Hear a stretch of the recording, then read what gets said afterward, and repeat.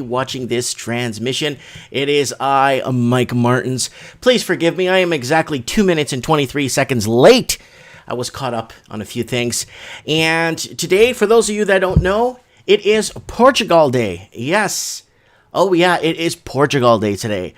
It's trends in the housing market, by the way. But today is Portugal Day, and I've been celebrating it today with my family. Here's Lisbon, Portugal here, the capital of Portugal. It was the capital of a lot of continents all over the world. It was the capital for Brazil, for a quarter of Africa, Timor, and Indonesia there. All kinds.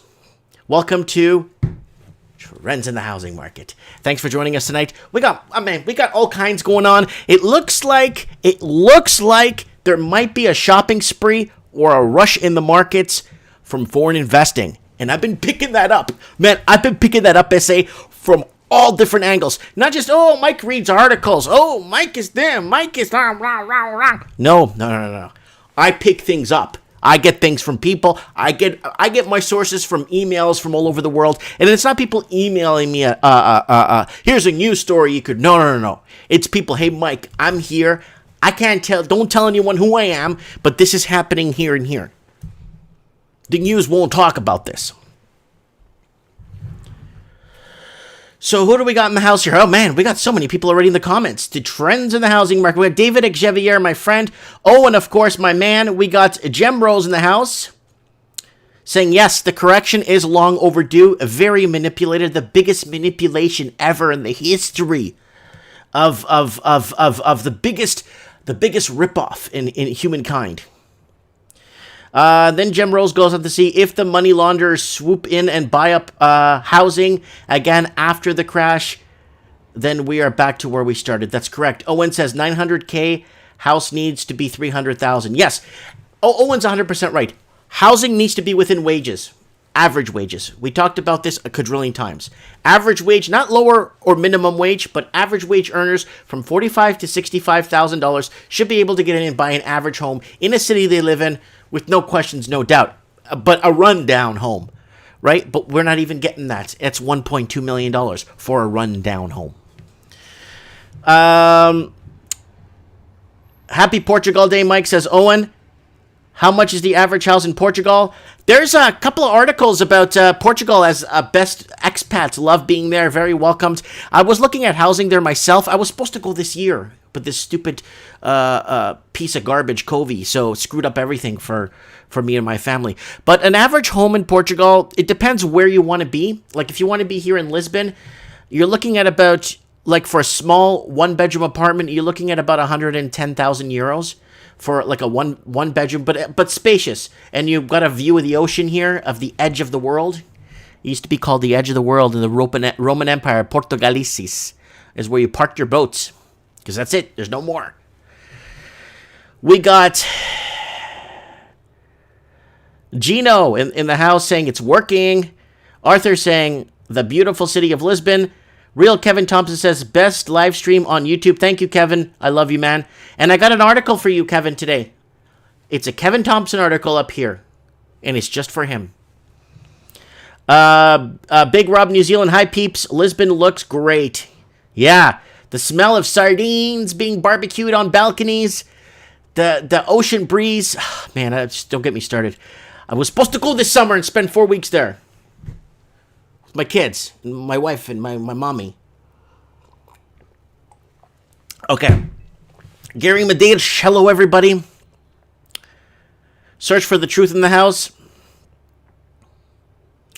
We got Real Kevin Thompson again. So, Sean Liemerman in the house. How you doing, buddy? Oh, it's so good to see you. Whew.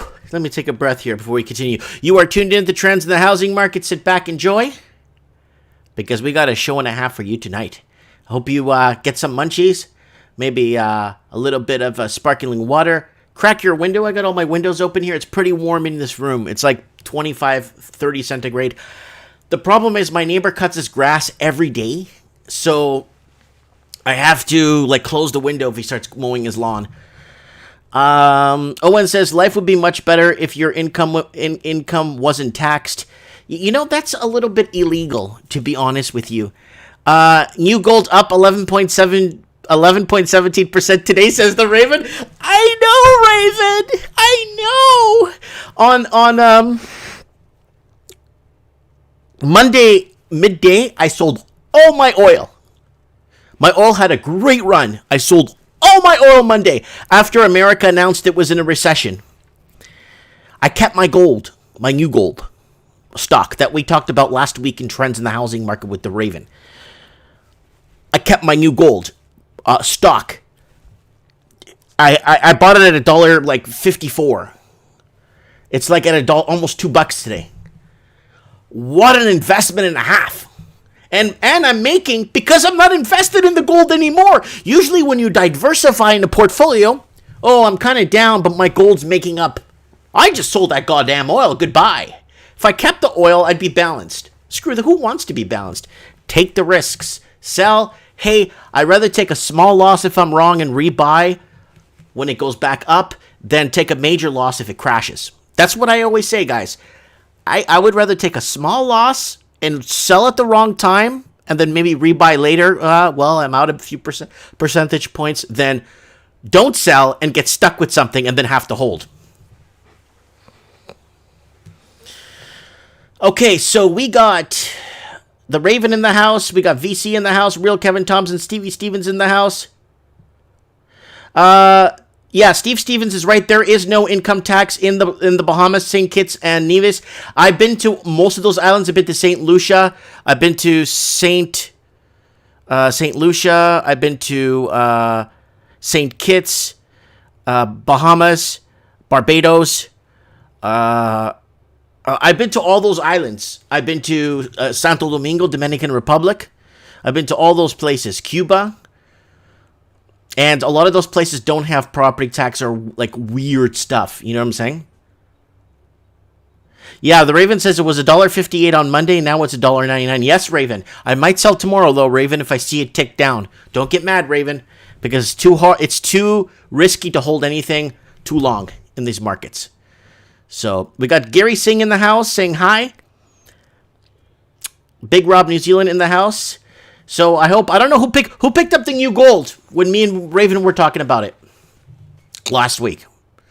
I've been buying and selling it back and forth, right? Okay, trends in the housing market. What's up, guys? All right, let's do a quick channel plug here if it's okay with you guys. Let's get into... Nope, this is not my channel plug. Guys, today is Portugal Day. Until midnight. Okay, here we go, guys. Don't forget to subscribe to the channel. Let's go to article scan here, please. Guys, don't forget to subscribe to the channel and set your reminders. You're watching Trends. Let's see if it's live right now. You are watching Trends in the Housing Market right now, live. There it is, guys, live. 68 people watching. Holy crap.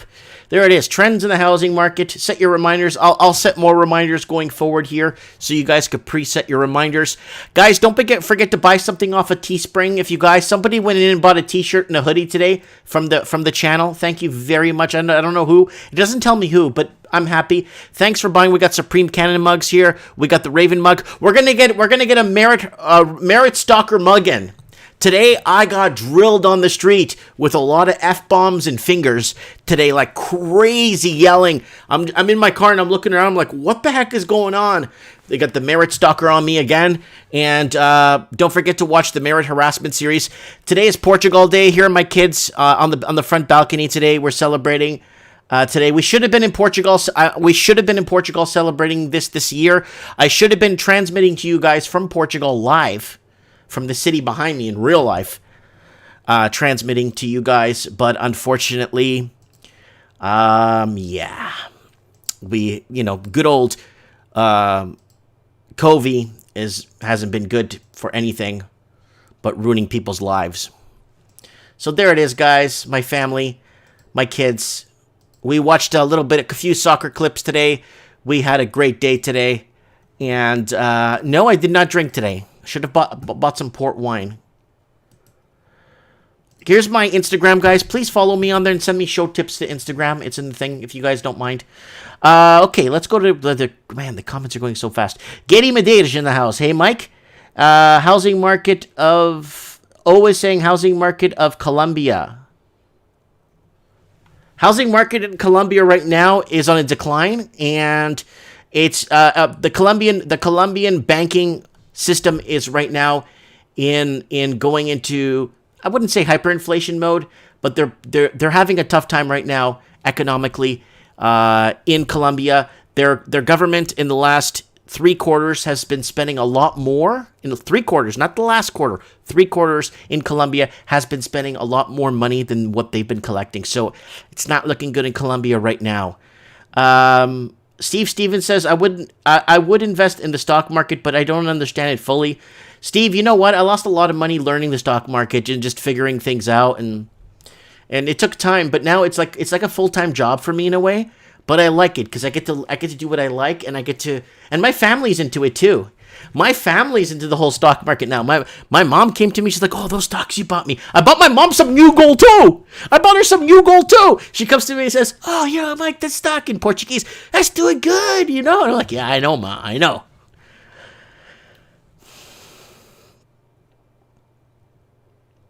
Some Low Roll Scratch is asking if my kids watches Paw Patrol. I don't know if they watch that. I think they watch Heroes of the City and Peppa Pig in Portuguese. Low Roll Scratcher says, you heard that Paw Patrol will be canceled. Do you know, is it a cartoon show?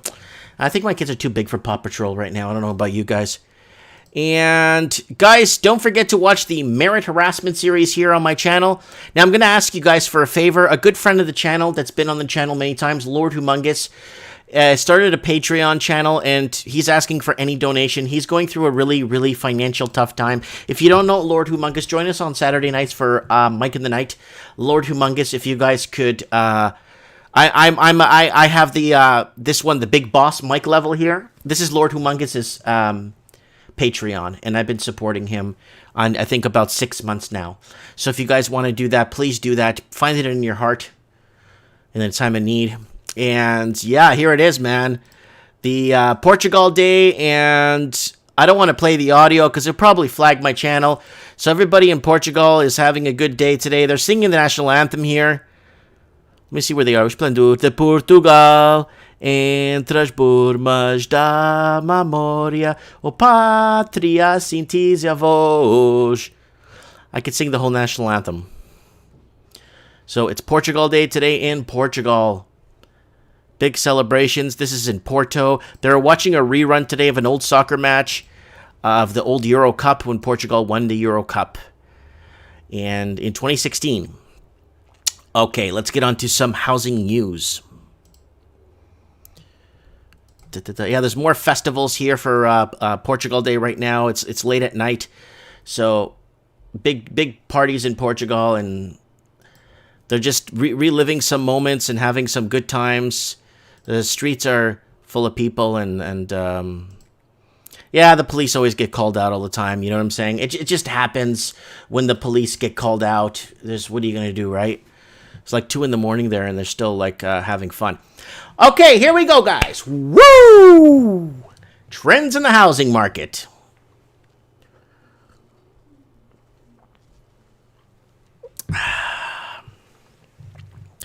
Okay, Gino's saying, okay, $2.2 million in Vancouver for a house. What's the annual tax? Thanks. Okay, $2.2 million. You are looking at property tax, $2.2 million in Vancouver. I know they just adjusted it right now. They just raised property tax. You're probably looking at $6,800 to $7,500 per year in property. $6,800? No, 2.2? No, you're looking at more. I'm sorry. You're looking at $7,500 to about $8,500 a year in property. About $7,000. Okay, $7,000 a year in property tax if it's $2.2 million. So that's for Gino there. Liberal targeting kid shows. Peter O'Brien. Okay, they're talking about kid shows in the channel. Okay, here it goes, guys. Almost 20% of Canadian homeowners nearly maxed out HELOCs before the pandemic. Before the pandemic, essay. Before antes, the pandemic. What does that mean? That's Latin. Antes means before the pandemic. They were out of money. Yes, people were already out of money, essay. Yeah. So let's go here.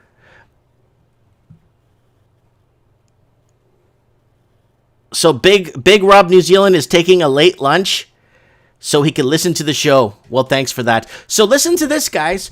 People have tapped into their damn home equity so they could basically loot whatever equity they have for their future, their kids' future, their grandkid, whatever future. To basically, for what? So now, to eat. I bet you 100 to 1 it's to eat. Food. Canadian homeowners love spending their home equity, but how much is left for an emergency? Data shows homeowners have drawn a little over a third of available HELOC credit in Q4 of 2019. That's before the pandemic was announced. In Q4 of 2019. That's before. So they've already drained the vein, so to say. That doesn't sound bad until you realize what the distribution looks like. A significant number of homeowners will already borrow to the max before the pandemic was declared.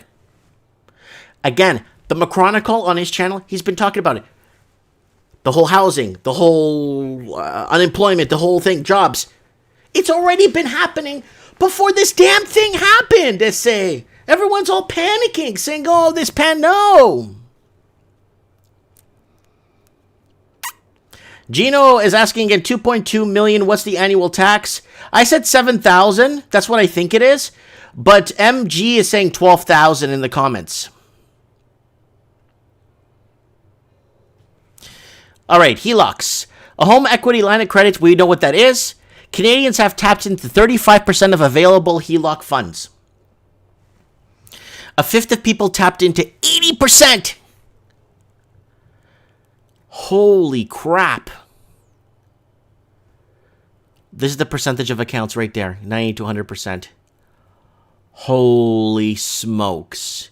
There's that many people didn't tap in. There's the utilization rate, and look at it here. That's so many people. That's so much money. I don't know how many billions of dollars that is, right? The bad news is that the other side of that stat where people were pushing the maximum amount of credits, Bank of Canada staff calculations, so 17% of accounts in Q4 2019 tapped between 90 and 100% of their credits. Another 5% of accounts tapped more than 80%, but less than 90%. Over a fifth of accounts drawn 80% of their HELOC funds by the end of last year. Key word, guys. Key word. By the end of last year. The end of last year. So before the pandemic hit. Wow. The U.S. fastest recession deceleration in history. An elite group of U.S. economists are declaring a recession with just 1 quarter worth of data. You don't need 1 quarter. U.S. has been hindering towards a recession for about almost 2 years now. I wouldn't say 4, 2. But back during the other administration, it was a lot worse during the other administration. Yeah, Big Rob New Zealand saying, yikes, U.S. debt clock has gone over $26 trillion. Not pesos, $26 trillion. We got Anthony Ruvacabla heading home from the Gaim, keeping the live stream on in the car. Thank you so much. He went to the Gaim. And we got Omar saying, I'm looking at 14,000 minimum. Is that the question that someone asked about the annual tax on 2.2? I'm thinking about 7,000 to 8,000, depending on what part of the city you're in, right?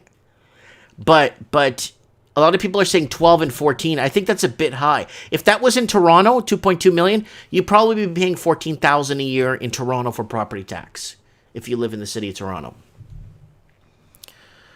Okay, National Bank of Canada forecasts sharpest real estate price decline ever. One of Canada's big 6 banks joined the CMHC and credit risk agencies in the forecasting lower prices. National Bank of Canada and BC economists expect real estate prices to make a sharp drop this year. The bank is calling what would be the largest price drop in Canadian history, with Toronto and Vancouver hit the hardest. Toronto and Vancouver hit the hardest because they were the biggest speculated cities in Canada. And then it's Burnaby, then it's Oakville, Mississauga, North Van, Richmond, like all the other cities around those cities, all the little towns or suburbs around those cities. Job losses climb in Toronto and Vancouver while unemployment rate hits a record. Oh my God. Canadian unemployment numbers have climbed, but not all regions were so lucky. Oh yeah, we covered this. Let's move on. So we covered this morning, guys. Steed Beaks. Starbucks says it lost $3 billion in revenue in latest quarter due to COVID pandemic. Again, guys, people don't have two nickels to rub together in some cities there in the U.S. and Canada. It's over. That first article we read to kick off the show was just basically telling us what it is. So people are not going to buy $7, $8 cups of coffee when they don't have two nickels to rub together. I find that very hard to kind of fathom. You know what I'm saying? Okay, we got people rolling into the comments like crazy. We got Omar again. We got Gem Rose. Try paying back even a small amount of debt, like $3,000, and you start to feel hopeless when you earn an average wage. Yeah, you know, people average wage earners, it's tough. It's really tough. I had a friend, like a high wage earner, and this was like August of last year, and he asked me to lend him $2,000. And I'm like, dude, like you make like 140 grand a year. He's like, I know, I need $2,000. I'm really strapped. I don't get paid for 4 days, and I'm so strapped for food and this, that. I'm like, okay, I'll lend you $2 large. Just pay me back $2 large. I'm not gonna charge you any VIG. I never charge VIG on money. I just, here you go, here's $2 large. He paid me back on the Saturday. He came to see me in Merritt, and he gave me $2 large in cash. But the problem is, it's you making 140 large a year, and you don't got $2 large. How do you figure? So, like, yeah, average wage earners are going to have a really tough time paying back $3,000. You're right. Real Kevin Thompson saying debt is very high in Canada. Spencer Chapman is saying they said prices will never drop. Aquarius is saying, hey, everybody. Real Kevin Thompson says, yes, Oakville. David Xavier is saying Starbucks is non-essential. Stephen Lieberman says Starbucks was also shut down until last month or so. But you know, last year in November and December, they're already restructuring. I was looking at their business proposals, and I was going through their quarterlies. I was going through their debt. And that company is always finding itself into debt and then relieving it somehow and then going back into high levels of debt and then just really finding it hard to make a balance in that company. And that's what happens when you get these big conglomerate corporations that take over the world. It becomes really hard to know anything. It's like running a whole country. You don't know what's happening here and you don't know what's happening. What do you do, right? We got the Raven says, I checked the debt clock twice this morning. It was at 25,920 billion. I'll open it right now. I'll break down 20. I'll break 26 trillion over the weekend. It will break. Yeah, Mike in the night this Saturday we'll have the debt clock on live to see if we can get it and go from there. Mitch Madden says Big Rob New Zealand, the debt clock is a drop in the bucket compared to what is hidden off. Yes, there's a lot of hidden liabilities that are not on that debt clock either, guys. So it could be an extra 40 trillion. I'm being very conservative saying 40 trillion with the amount of IOUs, derivatives, and backdoor deals. Kind of reminds me of Halliburton.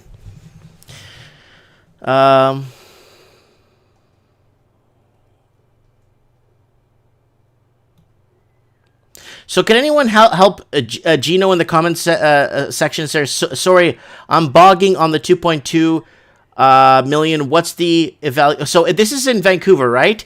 So he's got a property for $2.2 million in the city of Vancouver. What is the property tax? I say $7,000 to $8,000 a year.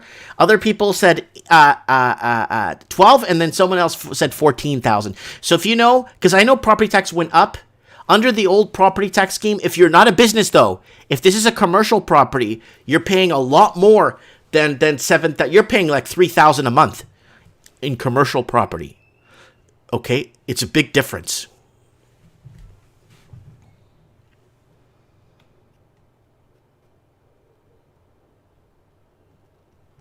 Yeah, the Raven says it just jumped 85 billion today.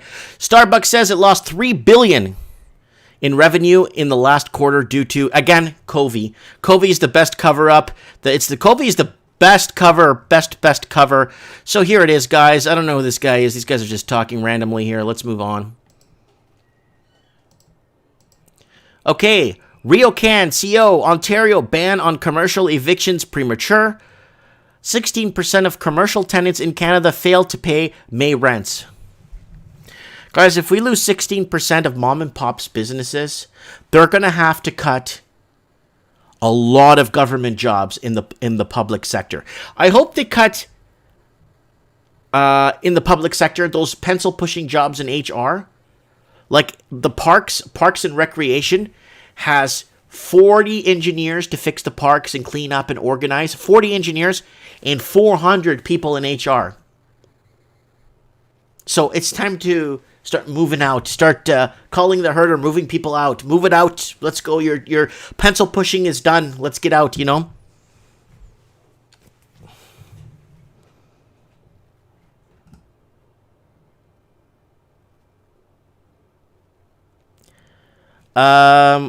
Slocks123 says, funny how Starbucks shut down, but Tim Hortons drive-thru is still open. Starbucks has drive-thru. You know, that's a good question.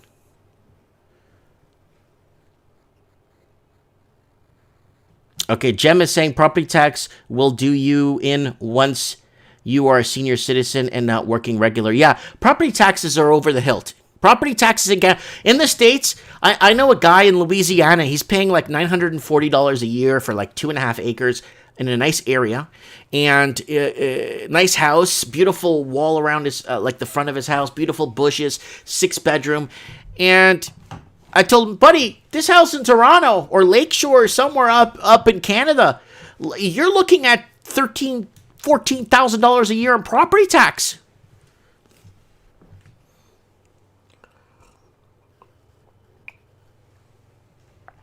Yeah, Tino C is saying government jobs are being cut.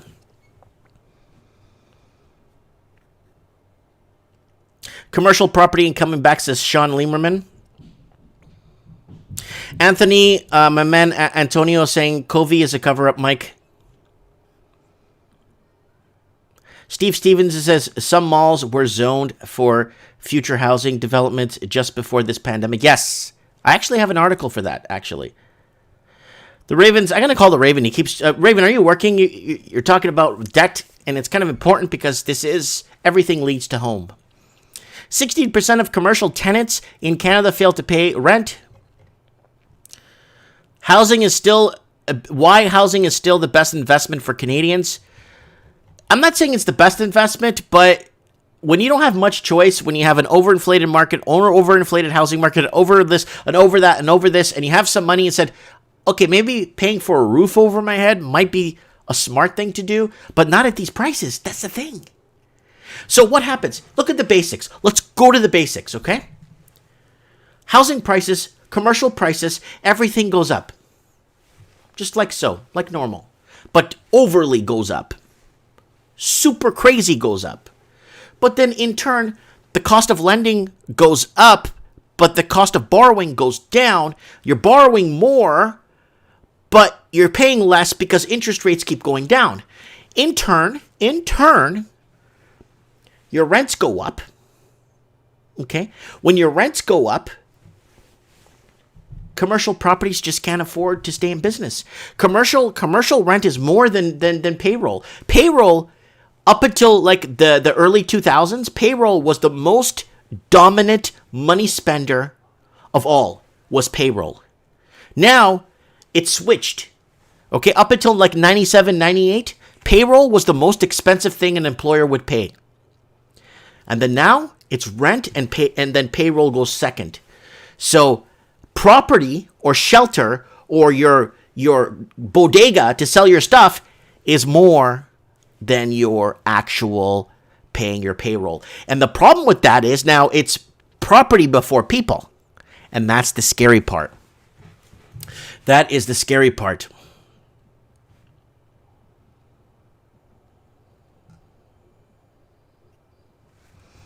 All right, let's move on. Let's move on to other stuff here. All right, guys. I want to thank everyone for coming on the show tonight. Just stretch my, wet my beak here. It is Portugal Day today. Happy Portugal Day. Celebrating it with my children. Viva Portugal. Viva Patria. I was supposed to be there. I was supposed to be broadcasting trends in the housing market and Mike in the Night in Portugal. The time zone difference would have been a little bit different. I would have adjusted it on the computer. But unfortunately, it's not flying. I can't do it. I'm here. I'm stuck. So at least I got a little bit of Lisbon behind me here. All right, what's going on here? Okay, the Ravens home. Good.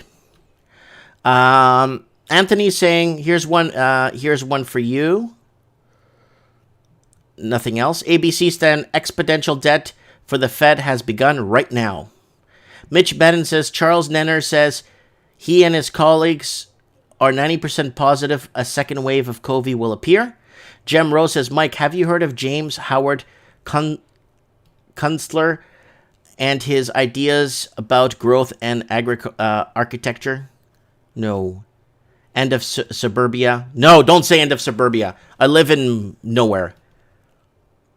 ABC says, many Portuguese in San Diego. That's good to hear. Maybe I'll go to a Portuguese restaurant there and have a bifana, you know what I'm saying? Or a Portuguese tart. Papa Piss says, Mitch, you've been watched the USA. You are the USA watchdog. Been watched the USA watchdog. Jem Rose says, a tie today, Mike. That's a great day. Yeah, that's Portugal Day, man. Leave me alone. It's a nice day, you know? All right, so let's move on. Average sale price in Oakville, Ontario, up nearly 10% from 2019, despite the pandemic. So this is the hood. Oh, let me get to article scan here. This is the hood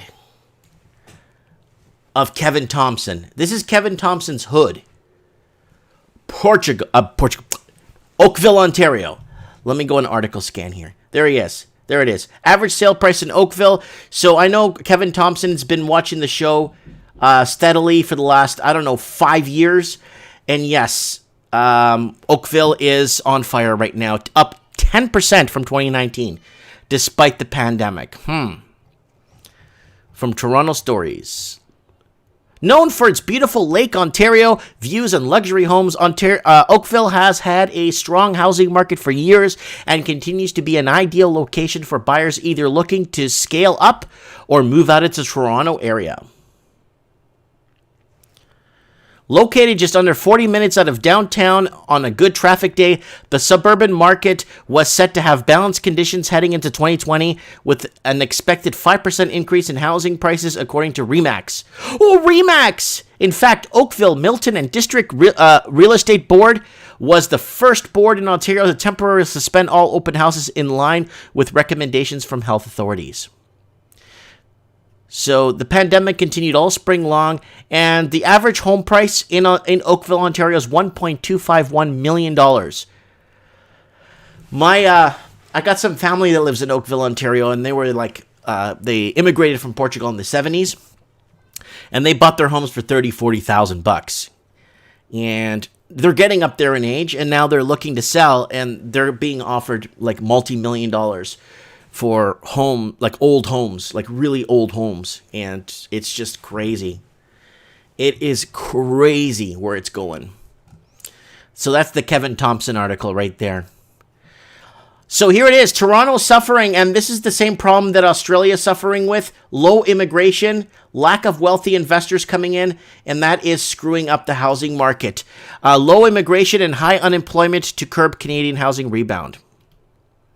So there it is. A report released by RBC Economics today contains some positive, realistic insights for the future of Canadian economy and Canadian housing market. The report begins with the following declaration. Okay, there's a declaration. Should I stand up for this? Well, it's too early to declare victory against COVID. The economic downturn that came along with aggressive containment measures in a large number of developed countries appears to have bottomed. This could be true when looking at the housing sector across the GTA. The month of May, while certainly not a banner month by any means, did manage to make an April seem like a low point of the COVID fallout. The number of home sales in May remained down on year-over-year basis, but that's 53.7% of decline, was still less than the drastic 61% year-over-year reported for April 2020. So there it is. What's more, the number of new listings rose 47.5 a month-over-month basis, according to Toronto Real Estate Board. So they're going to have to do something. I know Trudeau's working hard, asking China. Trudeau's been working hard trying to get more money into Canada. He's going against China. He had another speech today and asking China what it's doing and why is it doing this to Hong Kong. Like, if China didn't have the capital flows on their money, I don't think Canada could have cared less about what happens to Hong Kong. But because mainland China, put the capital flows on any money going out into the Commonwealth, then I think you know what I'm saying. So the Canadian Prime Minister flipped the script and took the side of Hong Kong, because if he could get the 400,000 to 800,000 Canadian citizens living in Hong Kong, but they've never been to Canada, but they have dual citizenship, but most of them have never been to Canada, could bring that money here and keep our housing market afloat. That is a big deal for Canada, and that's what our Prime Minister right now is working hard to get done, you know. Oh, here it is. This is the article here. Canada wants more Chinese workers and students. So this does not appear... Sorry, article scan, please. So this is the other article here. Sorry, low immigration. And this article here is from 2016. Now, what's happened is Canada has been fast-tracking Chinese investors, 500,000 per year. This does not appear under StatsCan or StatsCan Immigration Canada records. The 500,000 Chinese per year investors that have come in do not count under the Canadian Immigration Act. I don't know why when you go to it, it doesn't show these 500,000 per year.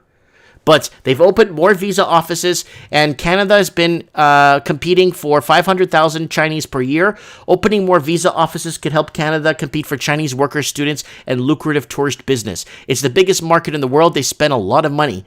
So it's about money, guys. It doesn't matter if you're going to come here and work and do a good job. And no, companies hire people. So, you know, companies like to hire people that are not from the country, or people that don't understand the laws, so they don't form unions and actually ask for honest wages. You know, that's a problem, right? The state of the U.S. housing market, more data shows that rising house prices won't last. The dip is coming. So this is in the States. So in the States, these average homes here go from anywhere from $160 to $255. In some areas, you could pick up a really nice home with a little bit more division between the properties for about $350, 5-6 bedroom. So, yeah, I'm not going to go through this. We already know what they're... U.S. housing market has been surprisingly active during the lockdown. Yeah, people are coming in and buying. People are coming in, buying, and people are... Let me explain to you guys what's happening in the United States so you guys can get a picture of what's going on here. New York State, Massachusetts, California, Oregon, and Washington State are heavily bought out of their markets, heavily foreign invested. Okay, they're buying entire towers and leaving them empty. Now, what's happened is for every one homeless person in LA County, there's four empty investment properties. So what's happened is people from California have been migrating to Texas, and that's been pissing off the Texas. People in Texas have been pissed by that. And then people in Portland, Oregon are moving more to Salt Lake City, Utah, and Nevada. And then people from Washington State are moving to Salt Lake City, Utah, Nevada area, and working remotely. Now, Buddy over in okay, stop messaging me on Skype, guys. Buddy over in Facebook, Mark Zuckerberg, told people if they want to move away and work remotely and they want to move out of Seattle area, guess what? They're going to get a cut in pay, a 30 to 50% cut in pay if they go live somewhere cheaper. How do you figure? Oh, I'm still doing the work, yeah, but you're living somewhere cheaper. You make less money. That is a crock of crap. All right, let's see who we got here. Okay, we got everything is in the program. And there's Lord Humongous. I plugged his. I'm going to do a plug for him in a few minutes for his new Patreon. I'll leave you guys the link. Real Kevin Thompson says 5,600 in commission. Steve the Plumber says hello, Raven Lord. I wonder why. I don't know if that's the real Steve the Plumber though. We don't know. Yes, Lord Humongous. Okay, guys, let's move on here. So that's what's happened in the U.S. housing market. So if you're just tuning in, bring this back so you could get the full scoop on that. So I kept this article open here if Steve came in. Average sale price in Oakville up nearly 10% from 2019. Average sale price in Oakville up nearly 10% from 2019. Sorry, Steve, I had to throw that out there. All right, let's go here.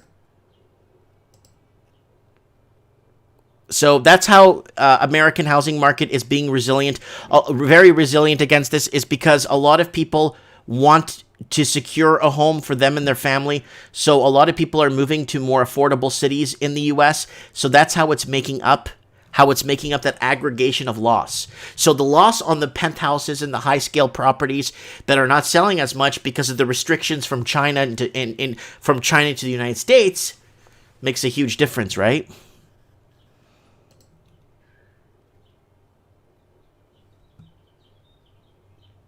Okay. Real Kevin Top saying $2,800 for a 2-bedroom condo. Buy one. Asian renter is paying 1 year upfront, $5,600 commission. Yeah, Edmonton real estate is cheap. I covered on the Canadian housing market wrap up there for the week. Okay, what the hell is this? Seattle housing market proves resilient amid COVID. Yeah, because a lot of places, a lot of people want, what's this? King County home prices drop. Check the map and see a change in community. So King County, that is Washington State. Here's in California. This was announced a few weeks ago. Well, this was announced a few months ago, but they're finally doing something about it. Converting motel to homeless housing step by step. Because California's homelessness is completely out of whack right now. So the federal program is leasing more than 15,700 hotel rooms for homeless Californians. So that's good. Roughly 9,600 rooms are currently occupied, according to the administration spokesperson. That's good for the hotels because they're going through COVID, and that's good for the homeless people because they get their feet on the ground and get their lives back. Because once you have an address, it's easier to find employment once you have a place you could call home. And I'm really happy to see that there's something's happening. This is from today's date. Very happy to see that something's happening for the homeless in California. In Canada, it's the other way around. They rent out hotel rooms to people arriving to Canada, and the homeless stay on the street. Anyways, let's get a call in. I'm going to get my first caller in, and then we'll do a channel plug. Let's get our first caller in. Who do we got here? I said I was going to call the Raven. Let me call the Raven. I know he's home. I just hope he hasn't gotten arrested.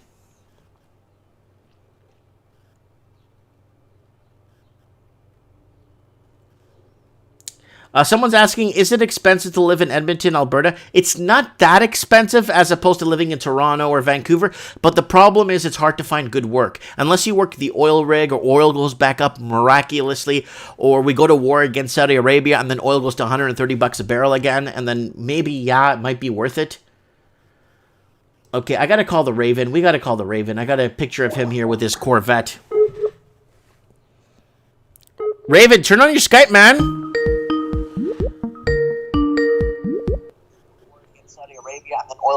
Hey, Mike.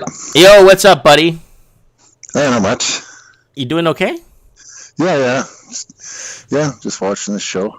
Good. Thanks for tuning in there. Let me look up. It's kind of nice what they're doing in California, Raven.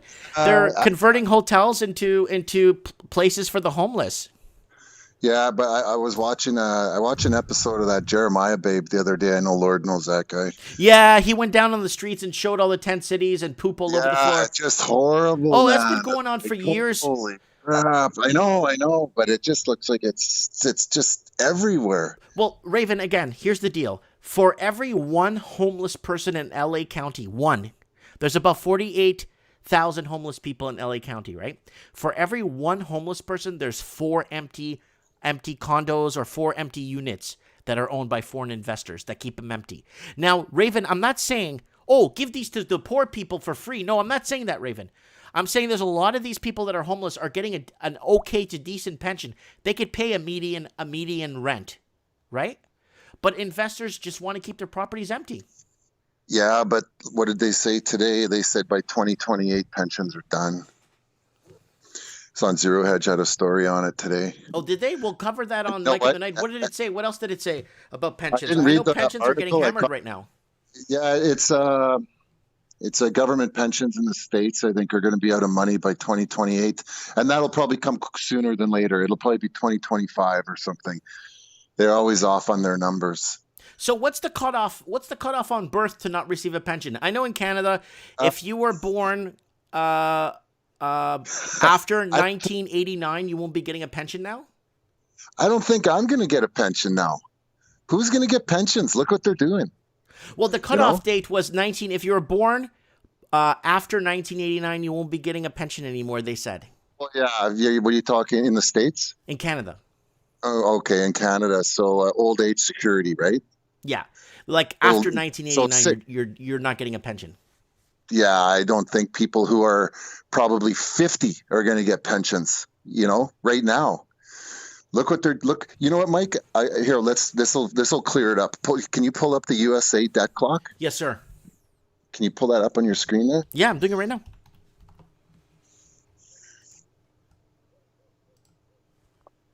All right, I'm going to throw up my screen here. Let me go to article scan, please. Here we go. Oh my God. Okay, so 26 trillion. And 6 billion or something there, right? Yeah.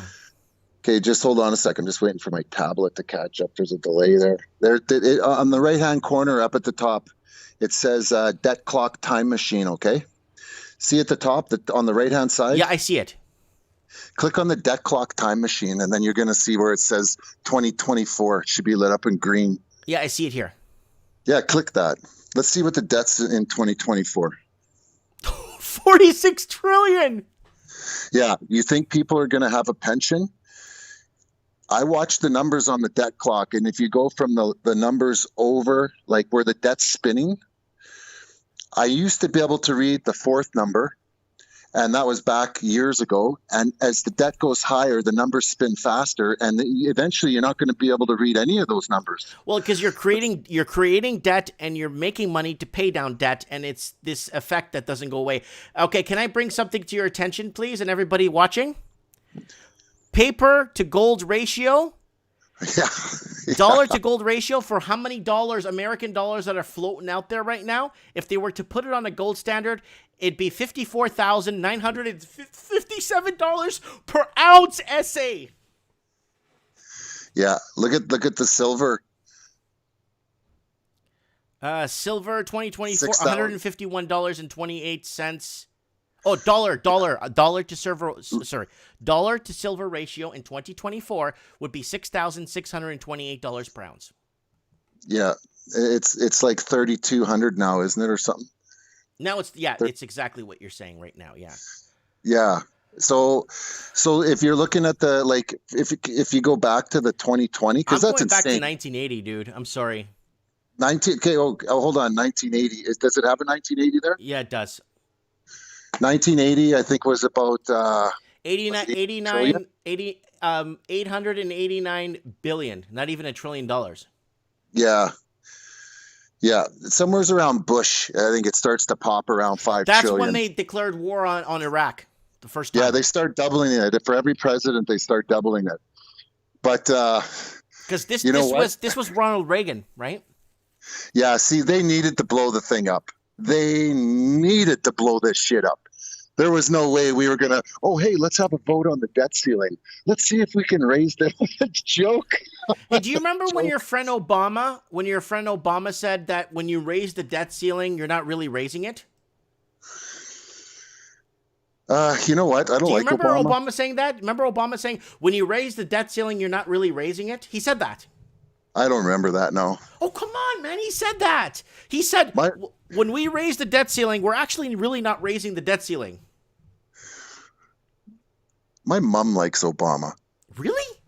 And I try to tell her, Mom, no, he's not a great president, but he won the Nobel Peace Prize. I said, that was a slap to the face of humanity when Yes, he it won is. that. Yeah, it It definitely was. is. He was bombing people. What a joke.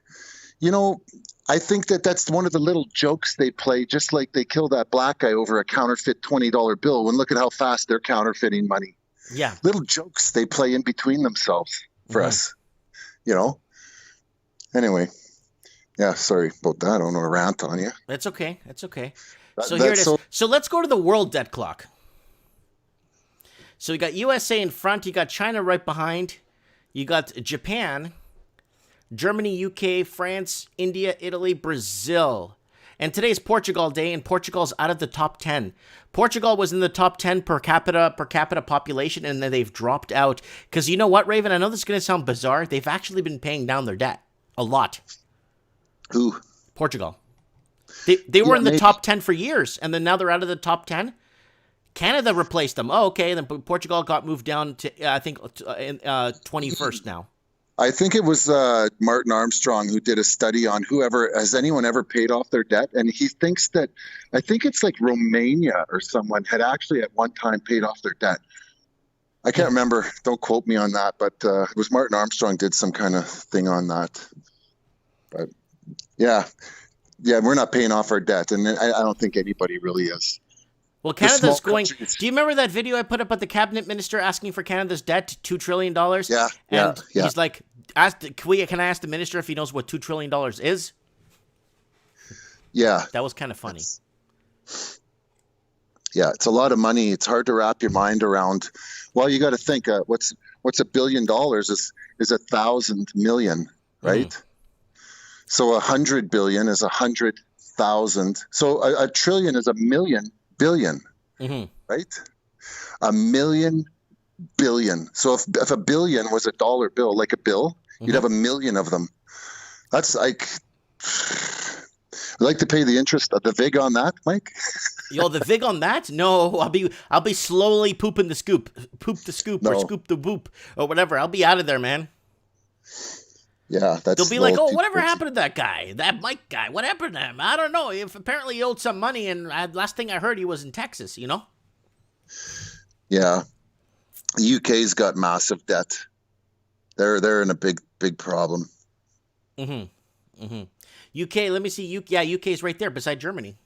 Yeah, they got. It all comes down to population, taxpayers. You know. 80,000 people. 80,000 people are living in poverty in London. Like in below poverty levels.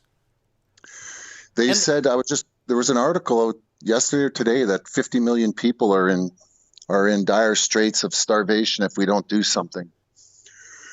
Thanks, Corona. Yeah. Wait, I thought Is you there guys any- were friends. Is there anybody in this room that thinks the Corona was just an accident? Or who thinks it was on No, purpose? you know what? I think something happened, but I think, I'm going to be honest with you, Raven. I think something did happen for real, but they blew it right out of the water. They blew it right to the moon, and they took it right to the end. Because one of our cabinet ministers in the House of Commons, okay, was talking a few days ago, it's on YouTube, saying that in the House of Commons, so this can't be just me or you talking about it, okay, saying that Canada was getting reports from the Pentagon in July of last year that there was a sickness coming out of the Wuhan province of China, and it was basically somewhat a sickness that's been going. I think I had this in December, Raven, when I was bed-stricken for 2 weeks, and I couldn't move for 2 weeks. I think my whole family had this. All of us had this. The fevers, can't breathe, glass in the lungs, body hurts, aches, pains, kidney pains. I think we had this in December. Yeah. I see Aquarius is asking who's lending these countries money. Well, those top ones there, they're printing their own money. And then in in Europe, Germany and Italy, Spain, and that they're getting bailouts from the central banks. Yeah. So, and then the small countries, the IMF's giving them bailouts. they want to write off $1 trillion in debt for like Jamaica, Dominican, all the small countries. Yeah. Yeah, it's all going down the toilet. Sit back and watch. You know, Yeah. it takes longer than you would think, eh? Always takes longer. Little longer, little longer. But you think that homeless problem is going to be solved by some hotels? No. Homelessness it's nice. it's a nice gesture, you know, but homelessness is about to explode. Yeah, I think soup lines and you're going to see like the food banks are exploding. What happens when the CERB money runs out and all that stuff runs out? The 6-foot distance, I was looking at the ratios of what jobs can be performed with the 6-foot distance. And certain places, like I think they were talking 14 to 23% of jobs cannot be performed with a 6-foot distance. You know, homelessness is going to explode. Okay, here we go. USDebtClock.org, California. Population, 39,824,000. Unemployed, 4,300,000. Food stamp recipients, 4,115,000. GDP, $2,922,000,000. In-state revenue, $599 billion. And debt, $551 billion. And spending, $643 billion. Average debt per citizen, $13,880. GDP, debt to GDP ratio, 19.08%. I never knew I thought California's population was 28 million. I did not think it was higher than Canada's. What do they got? 30 million? 35 million? 38 million. 38 million there, eh? Yeah. So they got It's more a than war Canada. zone there, man. Yeah, they got a lot of problems there. Well, big time. With that kind of population, that's a population of like a European state, like a big, European country, you know? Hey, can you move your picture there? You're on the U.S. debt clock there. Yeah. Can you look at the food stamp recipients? It should be around 46 million, I think. Same as pensioners. It should be behind your picture there somewhere. Behind my picture? All right, let's move it here. I think so. Okay. Right there.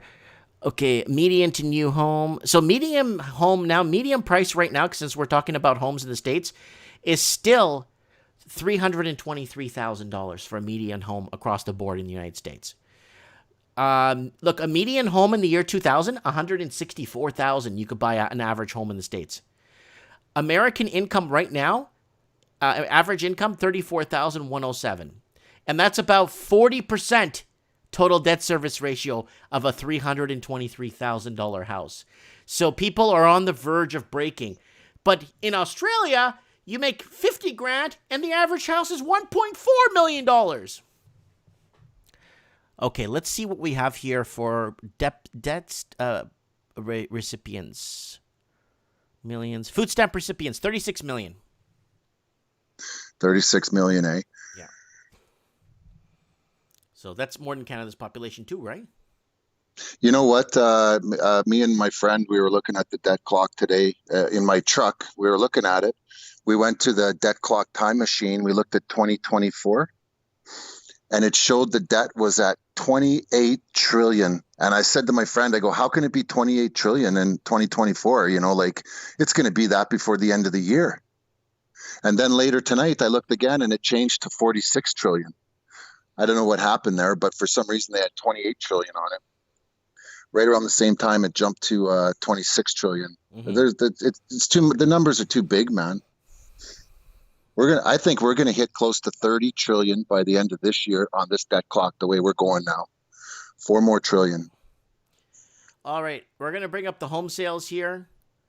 So new home sales. Wow, look at it's broken down by the year.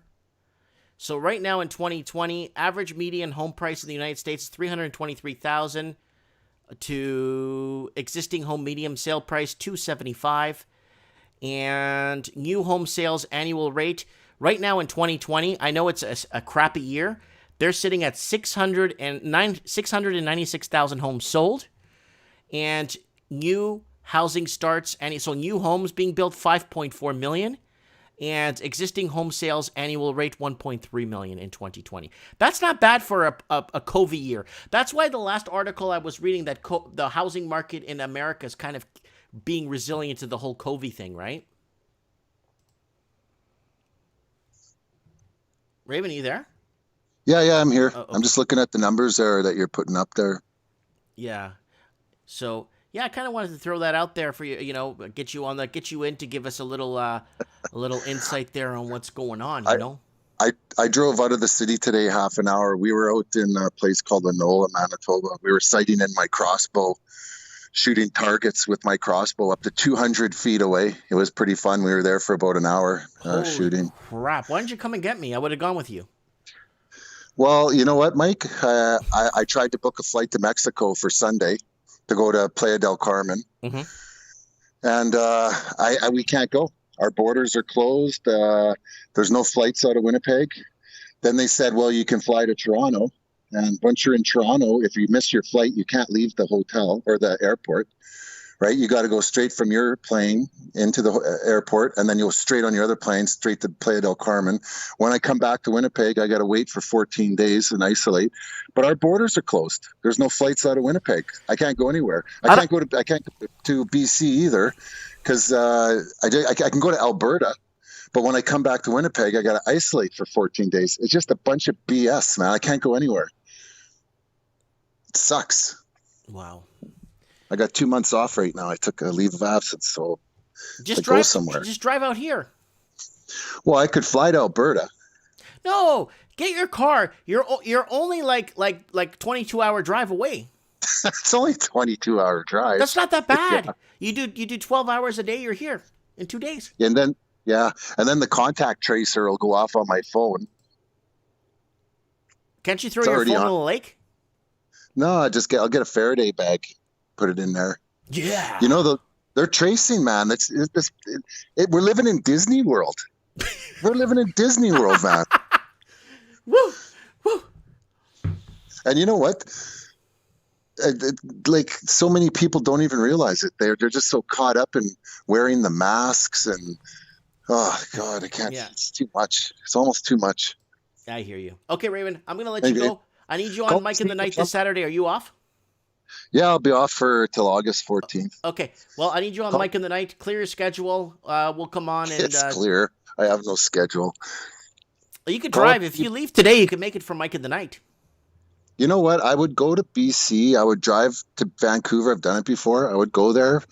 It's their borders are restricted to get into BC, but Banff is in Alberta. But you're in BC, eh? Yeah. So, yeah, I went all the way to Vancouver. Anyway, call Steve the plumber up there, Mike. Okay, bye. Okay, bye. That is the Raven, 2-time world champ. And he I'm trying to get him to come out here for a few days. He could crash at my place. I mean, I got lots of room. I bought a house outside the city, so it's not too bad.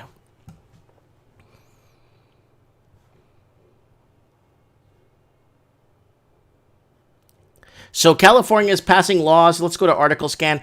California is passing laws to make building more easier. They want to build to the moon. All right. This one was sent to me from London, England. Property sales recover to pre-lockdown levels across England. My buddy sent this and says, Mike, this is concrete. He's saying in London, there are tour buses everywhere and people buying whatever properties are available. No joke. He's like, this is crazy. He's like, he worked in the real estate sector for about 11 years and he worked as a broker. And then now he's working as a site manager for some computer tech company. I can't mention his name. I asked him to come on the show, but he's saying they're loaded up because he has a lot of friends in the real estate industry in London, England, and man, they are booked solid for showings for foreign investing, like huge.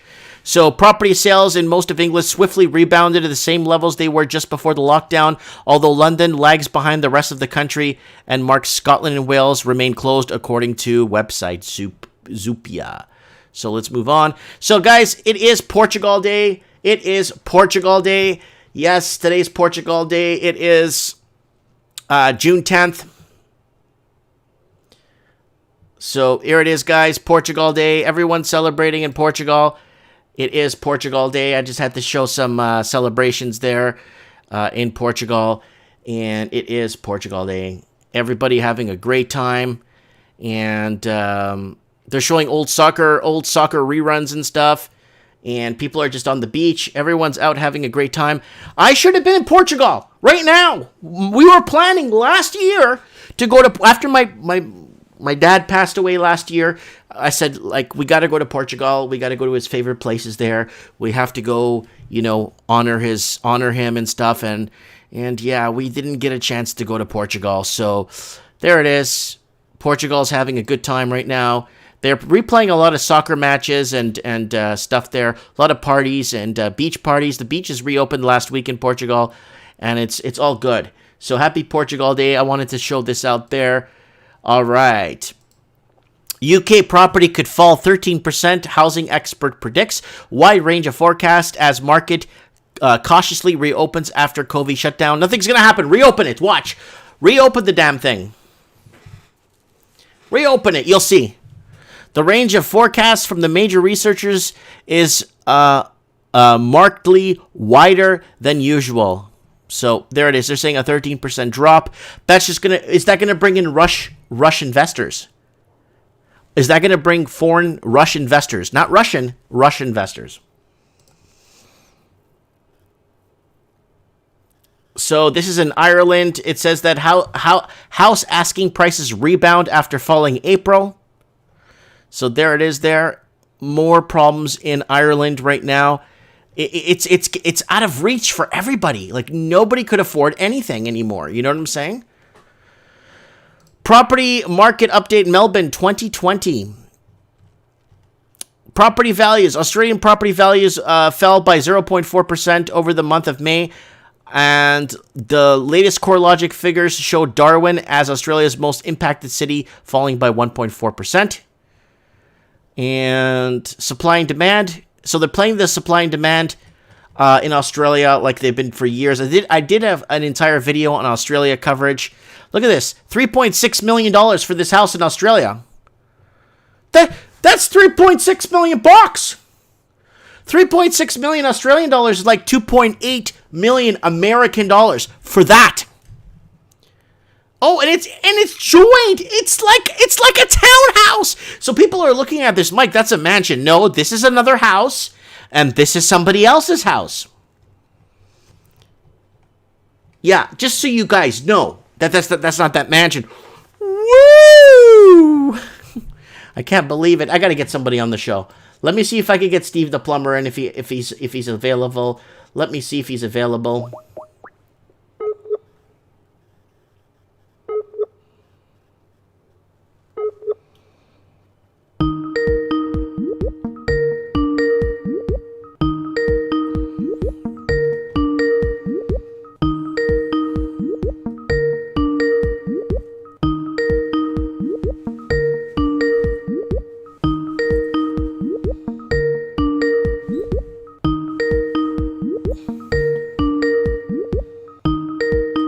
Nobody home. Steve is not picking up the phone, ladies and gentlemen. Steve is not picking up the phone. Too bad.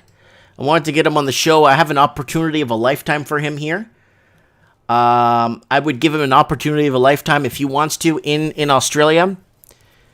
This is run down? This is not run down. This is a piece of crap. Look how much work you have to do to this damn thing. This is not run down. Run down is it needs some paint and maybe a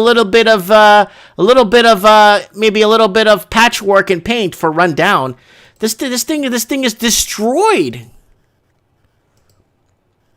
And this is not the whole house, by the way, like the homes we see in Florida for like $100,000. It's like this is the house here, and that's the house right here. Okay, pay attention, man.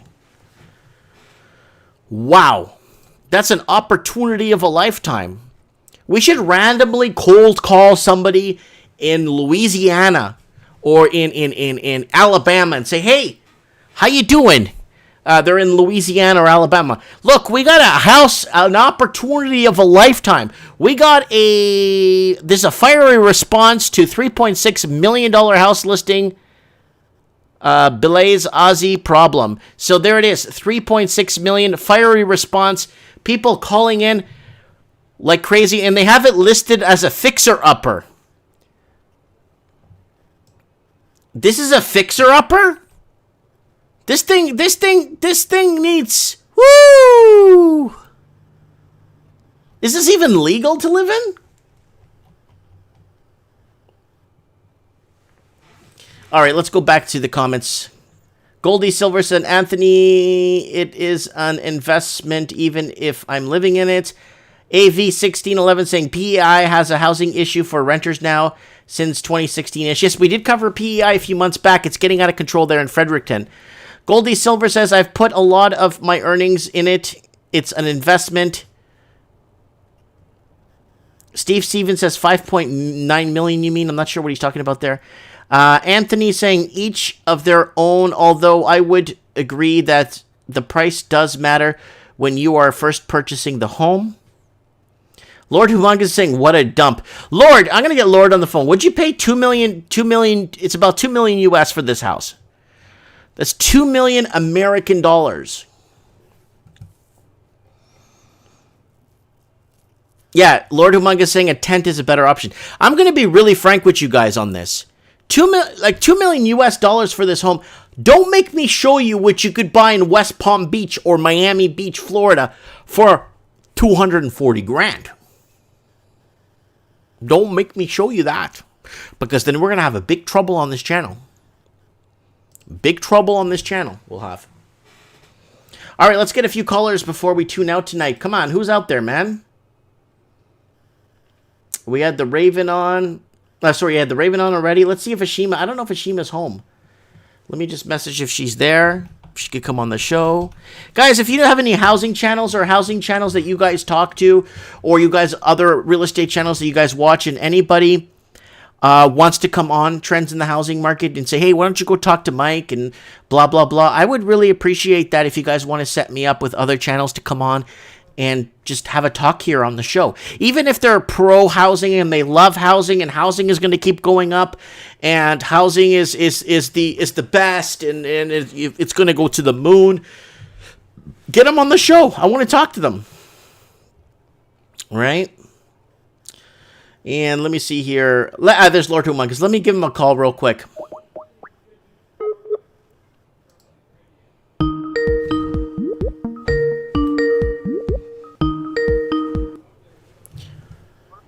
Hello?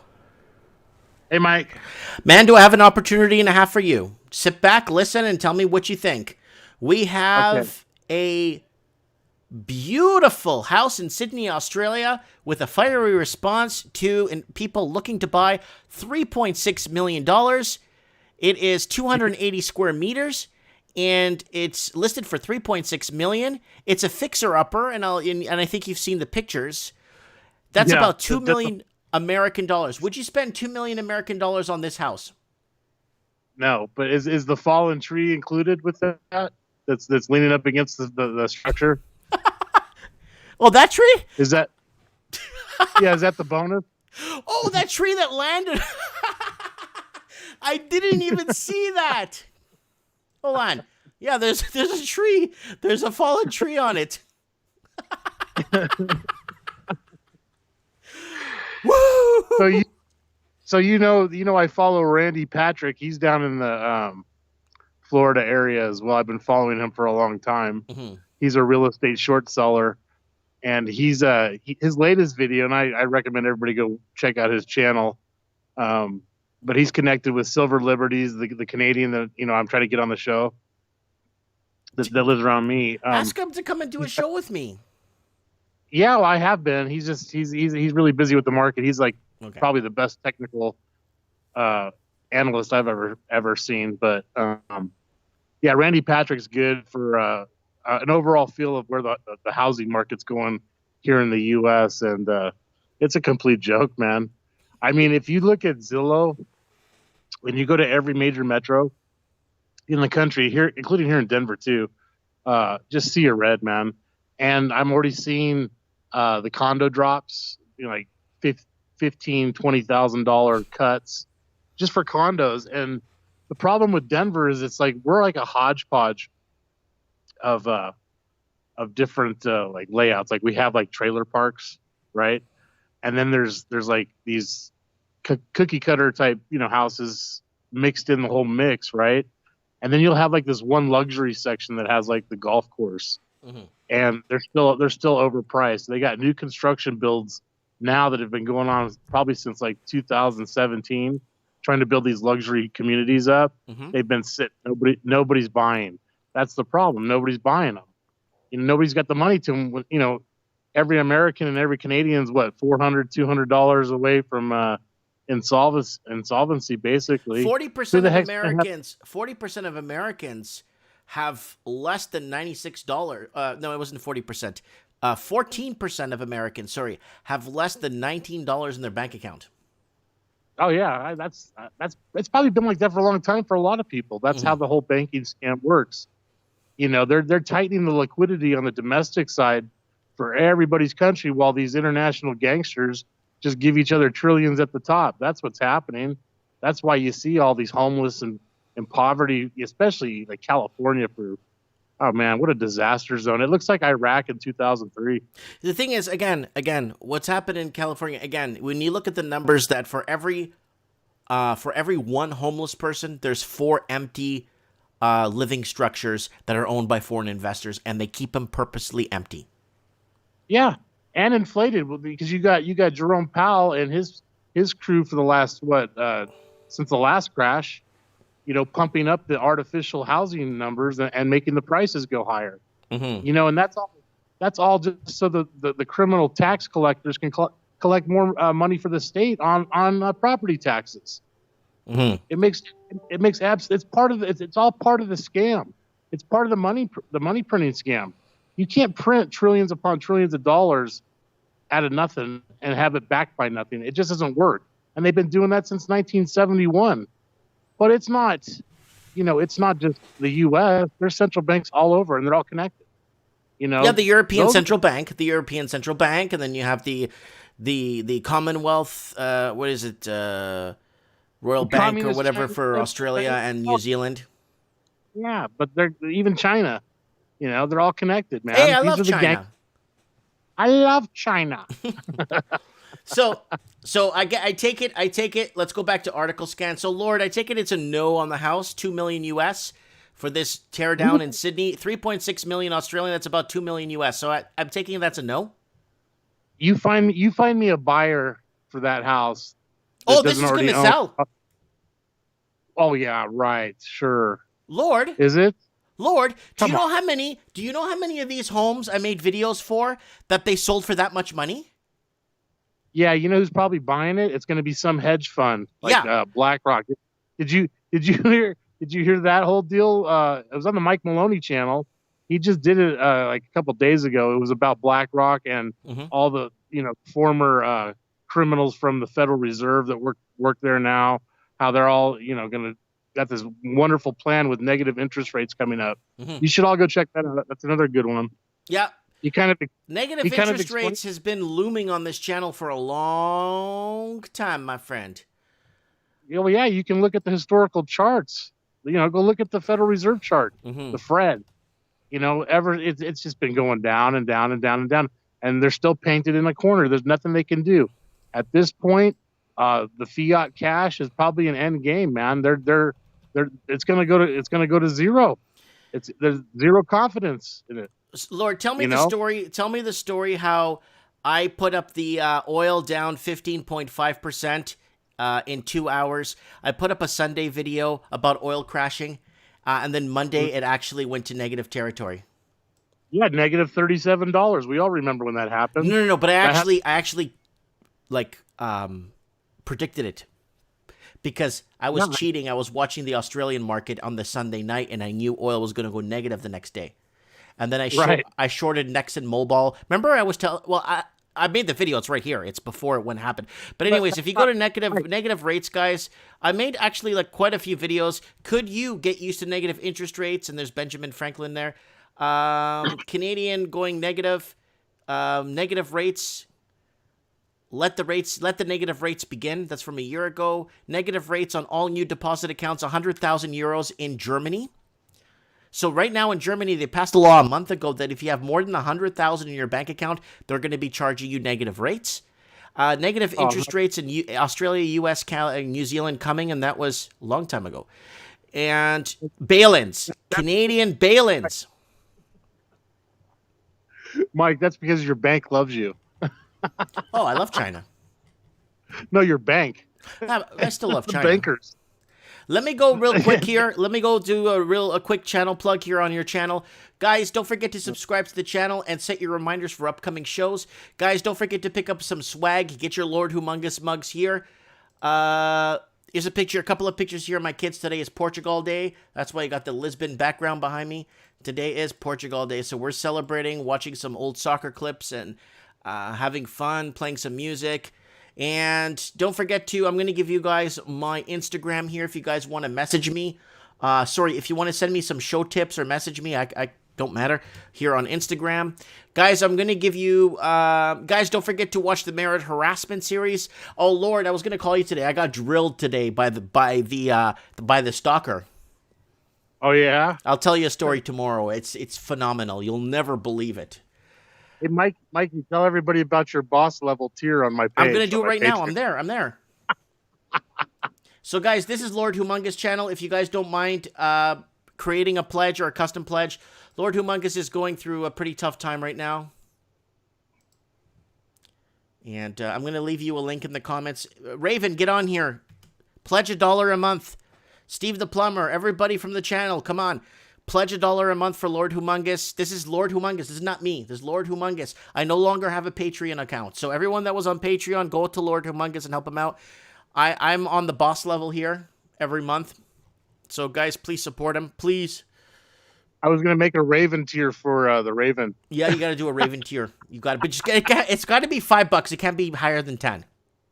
Raven's kind of cheap, man. He might buy me a Slurpee once in a while. Yeah.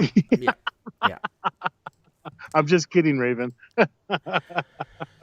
So, okay, housing. So, that house will sell. And, I was going to show you the videos I did. You're not going to believe this. Can you see the show? Can you actually see the show?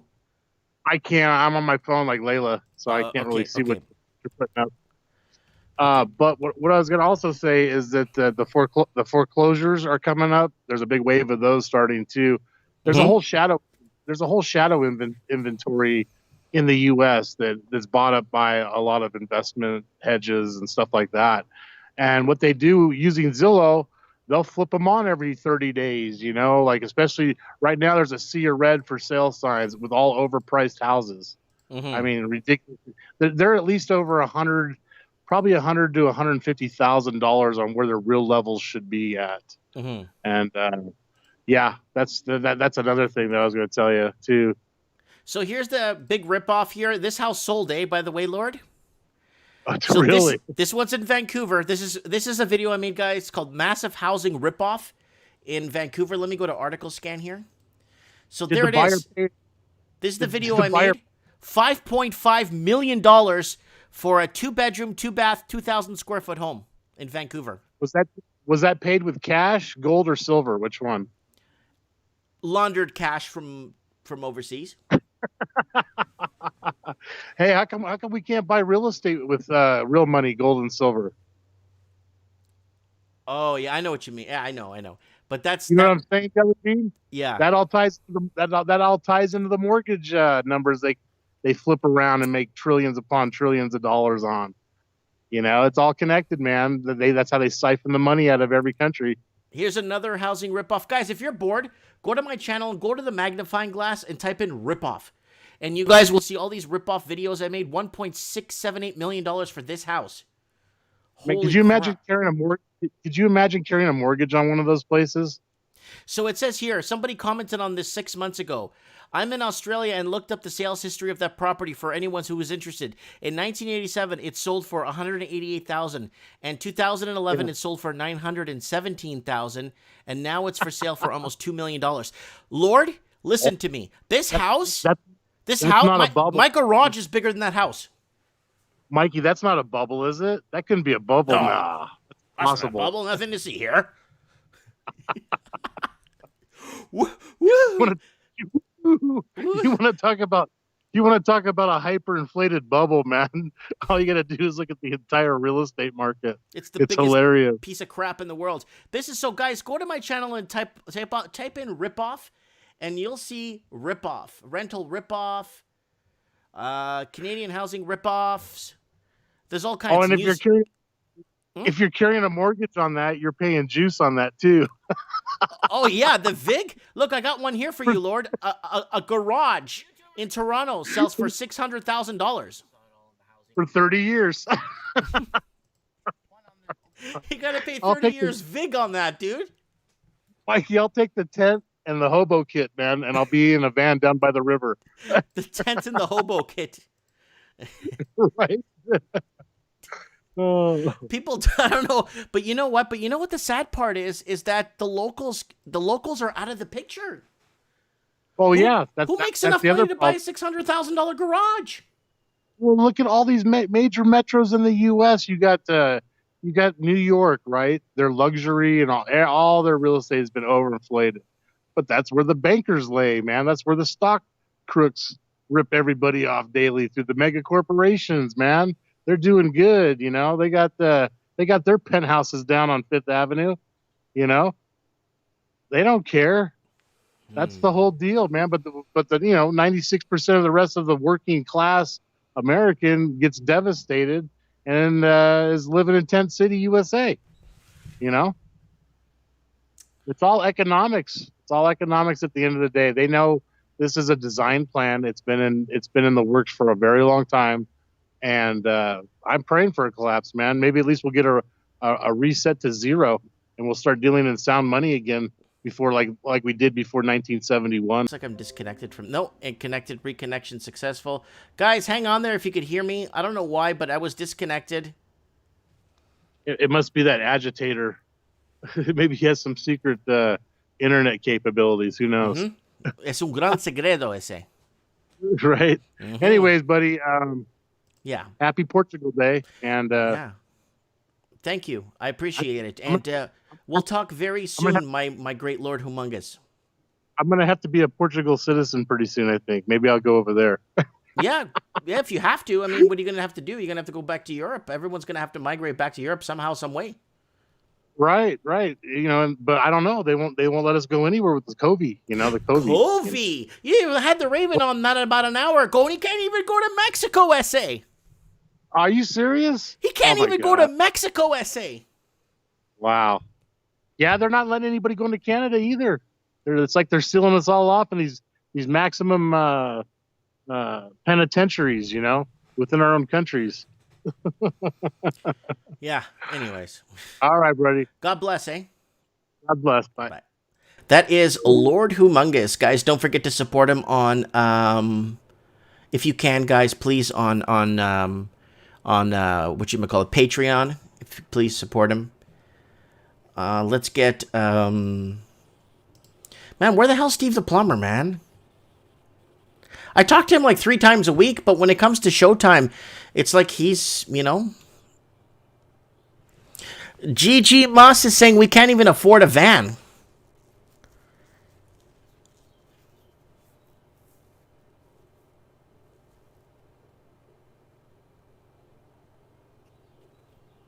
MT, thank you, hard work paid off. And then Pergrosso saying, no one can go anywhere. Airbnb in Vietnam is $3. It's not Vietnam, it's Vietnam. Okay, it's $3. Mitch Madden saying, I walk among homeless for 2 hours every day. I'm on a first name basis with several are severe schizophrenic, several on latent stage alcoholics, drugs, some just plain on hard luck. That's Mitch Madden. I see him here. Let me call Mitch. Let me see if Mitch picks up the phone.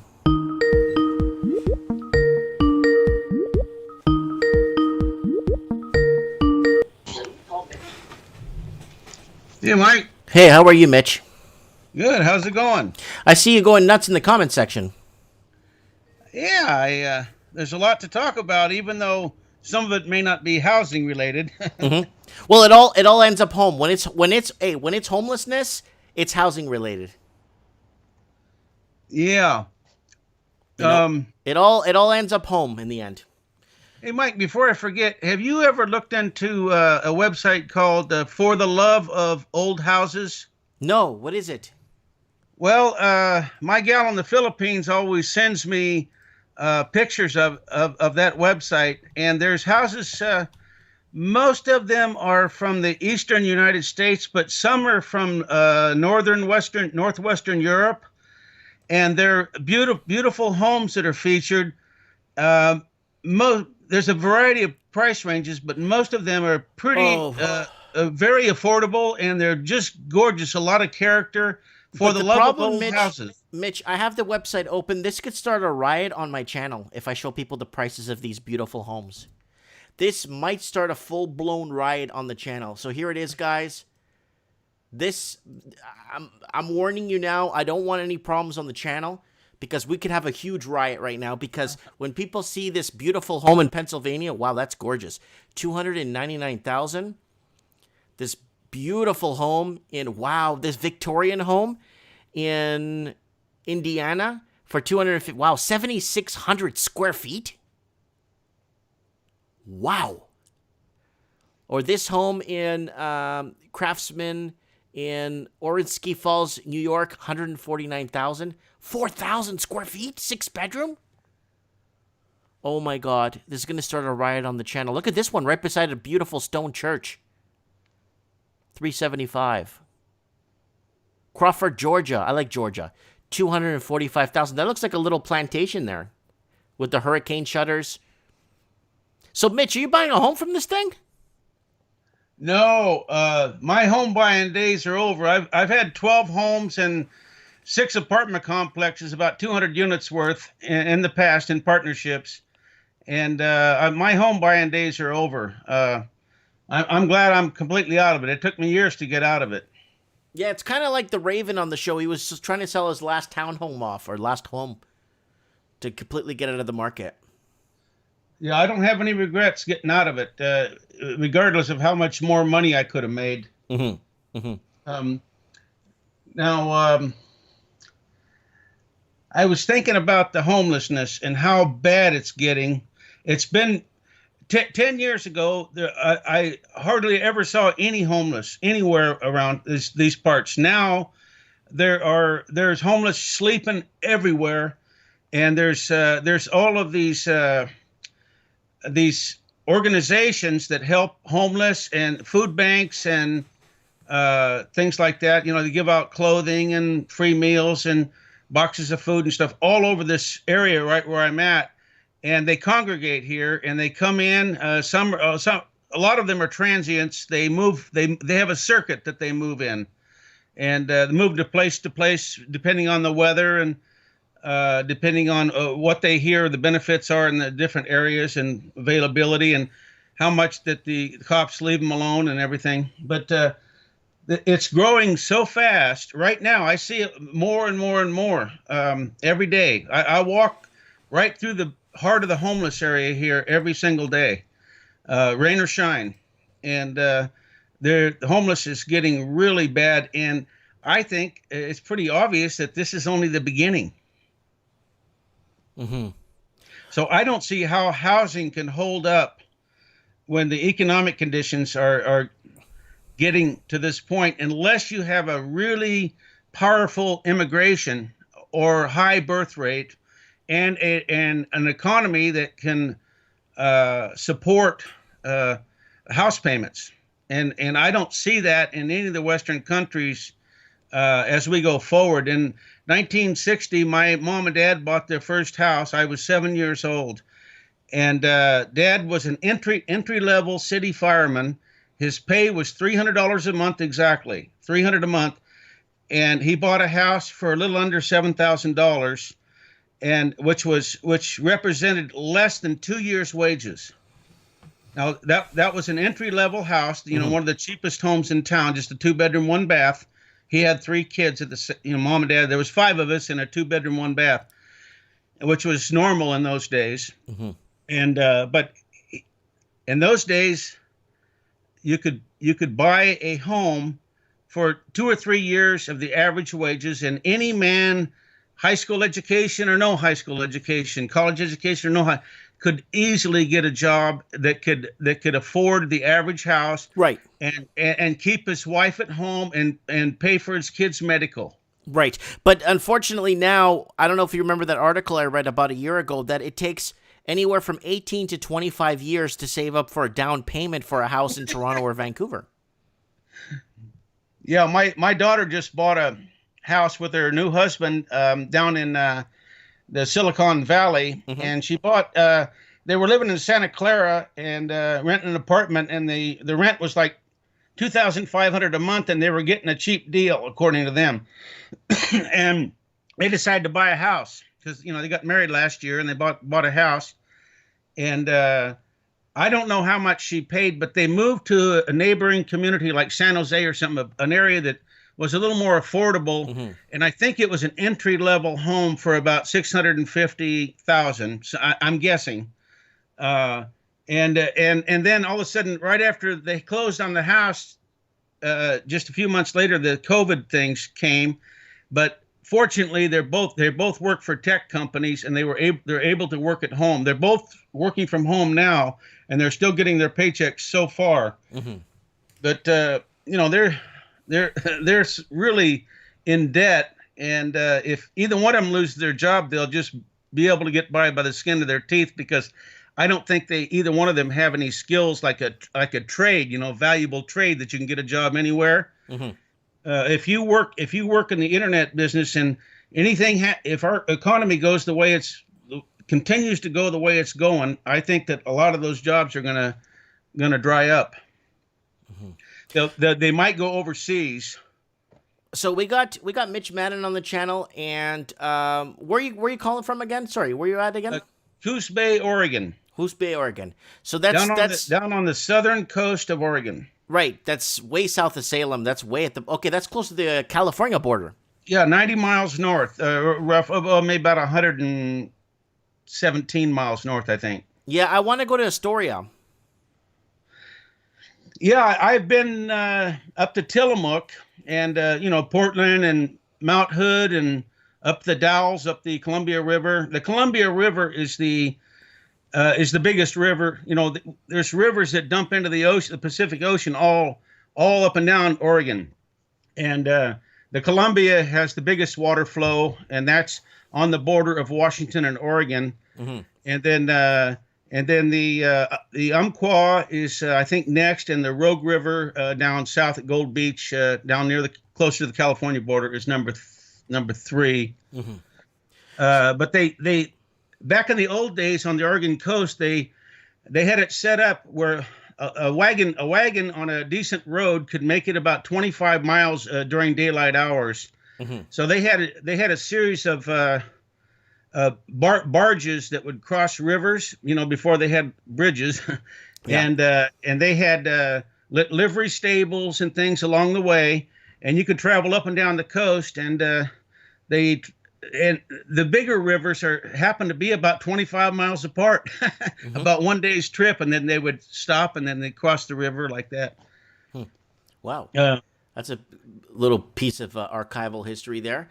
Okay, so I want to throw this out here, the article scan here, guys. So Mitch is showing us this website, Old House Dreams, and I want to kind of focus on this house. This one is in Ohio, $229,000, 4 bedrooms, 4,300 square feet. It's a mini mansion. It is absolutely gorgeous. I did a virtual tour on this thing. It's got a beautiful landscaped property. It looks like it's got a servant's quarters, and it has a separate house. So there's a home for the servants, and then there's a garage. Sorry, the extra house. Sorry, that's a big garage. Sorry. And this would probably cost you in Canadian dollars about 370,000 Canadian dollars for this house. And for us to buy something like this in Canada, this would be $5-6 million. Unfortunately, and it's furnished. This house comes fully furnished, by the way, guys. It actually notes it up top that the house comes fully furnished, so you can win like a $300,000-$400,000 lottery, walk into this and don't have a mortgage anymore, and just find a place, like you said, Mitch, working at McDonald's just to pay your property tax and your basic living. But back in the day, people could get by, and a lot of people laugh at me, Mitch, when I say you could get a job packing groceries in 1979 or 1969, packing groceries at the grocery store and still pay off a mortgage. And people laugh at me, say that's impossible. Well, sure you could. I know a lot of retail clerks and butchers and things that worked in grocery stores that did quite well for themselves. Yeah, because back in the day, all you needed to do was get a job, and you could have everything. That's how America, Canada, Australia, all these countries were like that at one time. All you needed was a job, and that's it. But, I mean, do it well, be happy, and you have your vacation, you buy your vehicle, and the whole student loan thing is a whole nother disaster story, Mitch. Mitch, did any of your kids get into that student loan fiasco, or they... My daughter did. She got a bachelor's degree up at George Fox University, which is one of the two highest rated on Forbes magazine colleges in Oregon. Reed College and George Fox, and 1 and 2, they've kind of switched places. But anyway, her mom and I had been divorced, and her mom tried to get me to sign on for the student loan to take responsibility, and I wouldn't do it. And I recommended that she go to the community college and get a associate's degree here locally for almost free, and then move on to the University of Oregon or somewhere and get her bachelor's and master's if she wanted a postgraduate degree. But anyway, I wouldn't do it. So my daughter's 29 now, and last time I heard, she still has student debt. Oh yeah, you pay student debt pretty much till you're the average person to pay off student debt, if they took it 1 year after college, like 1 year after high school, they did the mathematics, and you pay the minimum payment plus minimum payment plus an extra 10% on that. So the minimum payment is $300 and you pay $330, like a little extra. It will take you till you're 76 to pay it off. Yeah, the current dilemma in the student loans, which I think the balance of student loans owed is, I don't know, 1.7 trillion. It's just unbelievable. That started, I think, around the first year of the Obama presidency. There was something. I'm not blaming Obama, but I think there was something that happened then that allowed the student loan thing to explode. Mm-hmm. Well, no, what happened was they started selling the fake narrative that you like. Remember Hill Dog? Hill Dog. Can I ask you a personal question? Did you vote for Hillary Clinton? No, I voted since I was 19 years old. When the 18-year-olds first got the right to vote, was my first election, and I voted Republican every single year, even though I'm a registered independent. Okay, the reason you know why I'm asking you this? But no, I voted for Ross Perot and I voted for Ralph Nader. Those are the only two non-Republicans I've ever voted for president. Ross Perot was the next John F. Kennedy. Yeah, I really believed in him, and I voted for him. I did too. I thought he was going to be the next John F. Kennedy, and then he was threatened by the other family that was running, and he stepped right down the next day. And he was winning in the polls. When he was running against Bush Sr. and Bill Clinton, and Clinton won with, I think, 43% of the vote or something like that. But Ross Perot, I read his book called On the Wings of Eagles before I voted for him, and that was about his computer software company was over in Iran working for the Shah to develop a social security system for the Iranian people at the time. And then when the Shah got taken out, when the Ayatollah Khomeini came back from France, the Ross Perot's people got put in jail. Yes. Ross Perot hired a famous colonel from Vietnam to run an operation to try to get his people out of jail, a covert operation. And he bought a bunch of Walther pistols and shotguns and all kinds of things. And Ross Perot actually flew over to Iran right during all the turmoil and he got some fake like NBC or CBS press credentials, and brought some bags with some newsreels and cameras and stuff, and pretended like he was with the press. And his attorney, his family, all of his key people at his company down in Texas, all said he shouldn't do it. He's rich and it's too risky. And he did it anyway because he was so loyal to his people that were working over there. Yeah. Oh, yeah. Oh, yeah. Okay, we got a 1903 classic, a Revelville in Orange. This is Massachusetts, I think. 8-bedroom, full 2 baths, and 15,406 square feet, $98,000. I want to see if Steve the plumber wants to get in with me on this. Holy crap. Steve can do all the plumbing, I could do all the talking, and then we could get you, Mitch, to do some of the sanding, and we could get the Raven to do some of the painting, and then we could, like, Airbnb, like, the 13 bedrooms or 14 bedrooms out, and then we could put a recording studio downstairs, and in the servants' room here, we could put, like I don't know, like a party place that's, like, 24 hours parties, and, like with strobe lights in it. And yeah, like, I mean, we could get something like that. I wonder if the Raven is interested. $98,000. How many bedrooms is this again? From my experience, the first thing I would do if I was interested in that property, I'd put an offer in, and one of the contingencies would be subject to a geological, a really highly credentialed person doing an inspection on that property, because at that price, for what it appears to be, there's something wrong. Who cares? Did you see that house in Australia that's selling for $3 million? Oh yeah, that dump. Yeah. Okay. I'd rather take this for $98,000 than buy that for $3.8 million. Well, I had an apartment one time, and it was 3 units on top of 3 units on top of 3 units, 3 stories high, and we bought it. And then held it for a few years, and then sold it for a profit. But we carried a contract, and then the housing market went bad, and the people that bought it from us, they bailed out. Yeah. So we had to catch up on all the payments that they didn't make to the first lien holder. We were the second lien holder, and we had to come up with $50-something thousand to take the property back. We took it back, and then we had a study done, and the 3-story unit was listing. I think it was something major, like 6 inches, that it was actually not level by 6 inches, and it was going to cost us way more than we had into it or could have ever got out of it. To all the tenants had to move out. We lost our rent. And it was going to have to be jacked up, and it was a major thing. So we had to walk away from it after just taking it back and spending $55,000. Oh, 50 large. Yeah. That's just one of many, many stories I have. So we got all kinds here. I'm looking at these beautiful homes. Thanks. I really appreciate you selling this. Guys, the website is called oldhousedreams.com, where people all over the United States, it allows you to search by region, price. Always add a pool. Make sure you get a pool, okay? But I'm just kidding about the pool. No. But you could buy something for $98,000, a 4-bedroom. Ooh, this one looks like it's in New Mexico. Big home, $375,000. Lots of land though, 24 acres. I love these haunted houses, man. $47,000. This one is the Queen Anne in Canton, Pennsylvania, $47,500. Yeah, like I said, Mitch, you could do the sanding.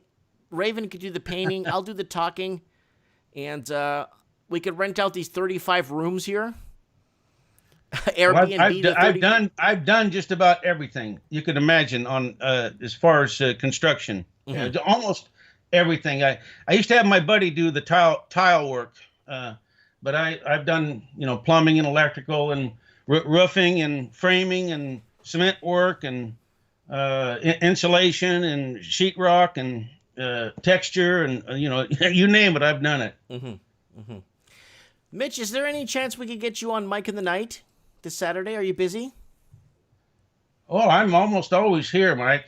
Yeah. Okay, because I'd like to get you on Mike in the Night so we could talk about things that are happening. Do you think that vegetable guy that's running for president in your country, Joe Biden, Vegetable Joe. Do you think he has a chance? If I was a betting man, I would give better than even money. I'd give odds that there's no way he can win. If the Democrats had a viable candidate, I think they would have a real good chance because of the unbelievable, unprecedented level of opposition that Trump has from all quarters around the world. And also because of the economic conditions and et cetera, et cetera. But Biden has he's got a really bad dementia. I think that as far as him being a crook, I think most politicians, or if not all, are pretty well could be described that way. So people might cut him slack on that. But I think he has some kind of a serious problem with dementia, and I just don't think. And of course, he was involved in the Ukraine and China with his sons and taking all kinds of bribes and graft and all that stuff, almost like blackmail. Mm-hmm. And but that's the way that politicians operate. That's a cesspool. You know, in 1960, the richest place in America was in Detroit City. Oh, and Steel Wheels, buddy. Now the richest places all around Washington D.C. There's just thousands of lobbyists, and the lobbyists can put a lot of pressure on any congressman or senator, any representative or senator that they want to get anything they want done. They only need like 4 or 5 key guys that have a lot of heavy money. They can go in and pressure a politician to get them to move the way that they want. Yeah, and because it was a month or two ago. I saw him on TV or something talking about something, and he says, "Yeah, you know, I have a good chance to beat Donald Reagan," and it's like, Donald Reagan. He makes, it's not just gaffes, you know. People know the difference between a gaffe and a mental disorder, and he has some sort of dementia, and I just don't think that there's any way he probably wouldn't even know his name if he's still even alive after his first term. So now if he gets the right person for a vice president nominee. Mm-hmm. That is really hits home for a lot of people. He might have a little better chance because people would think, well, if Joe can't handle it, so and so would be great. You know, maybe the first woman or maybe the first black woman, you know, or something like that. Do you think Hill Dog will get in? I don't want to see Hill Dog anymore. No, but I do think that there's a fair chance that they will draft somebody else at the convention. Because Biden is not viable. Trump is still, even though I think they're pretty close to the same age. I think Trump might be a couple years younger. Mm-hmm. They're both in their early to middle 70s, something like that.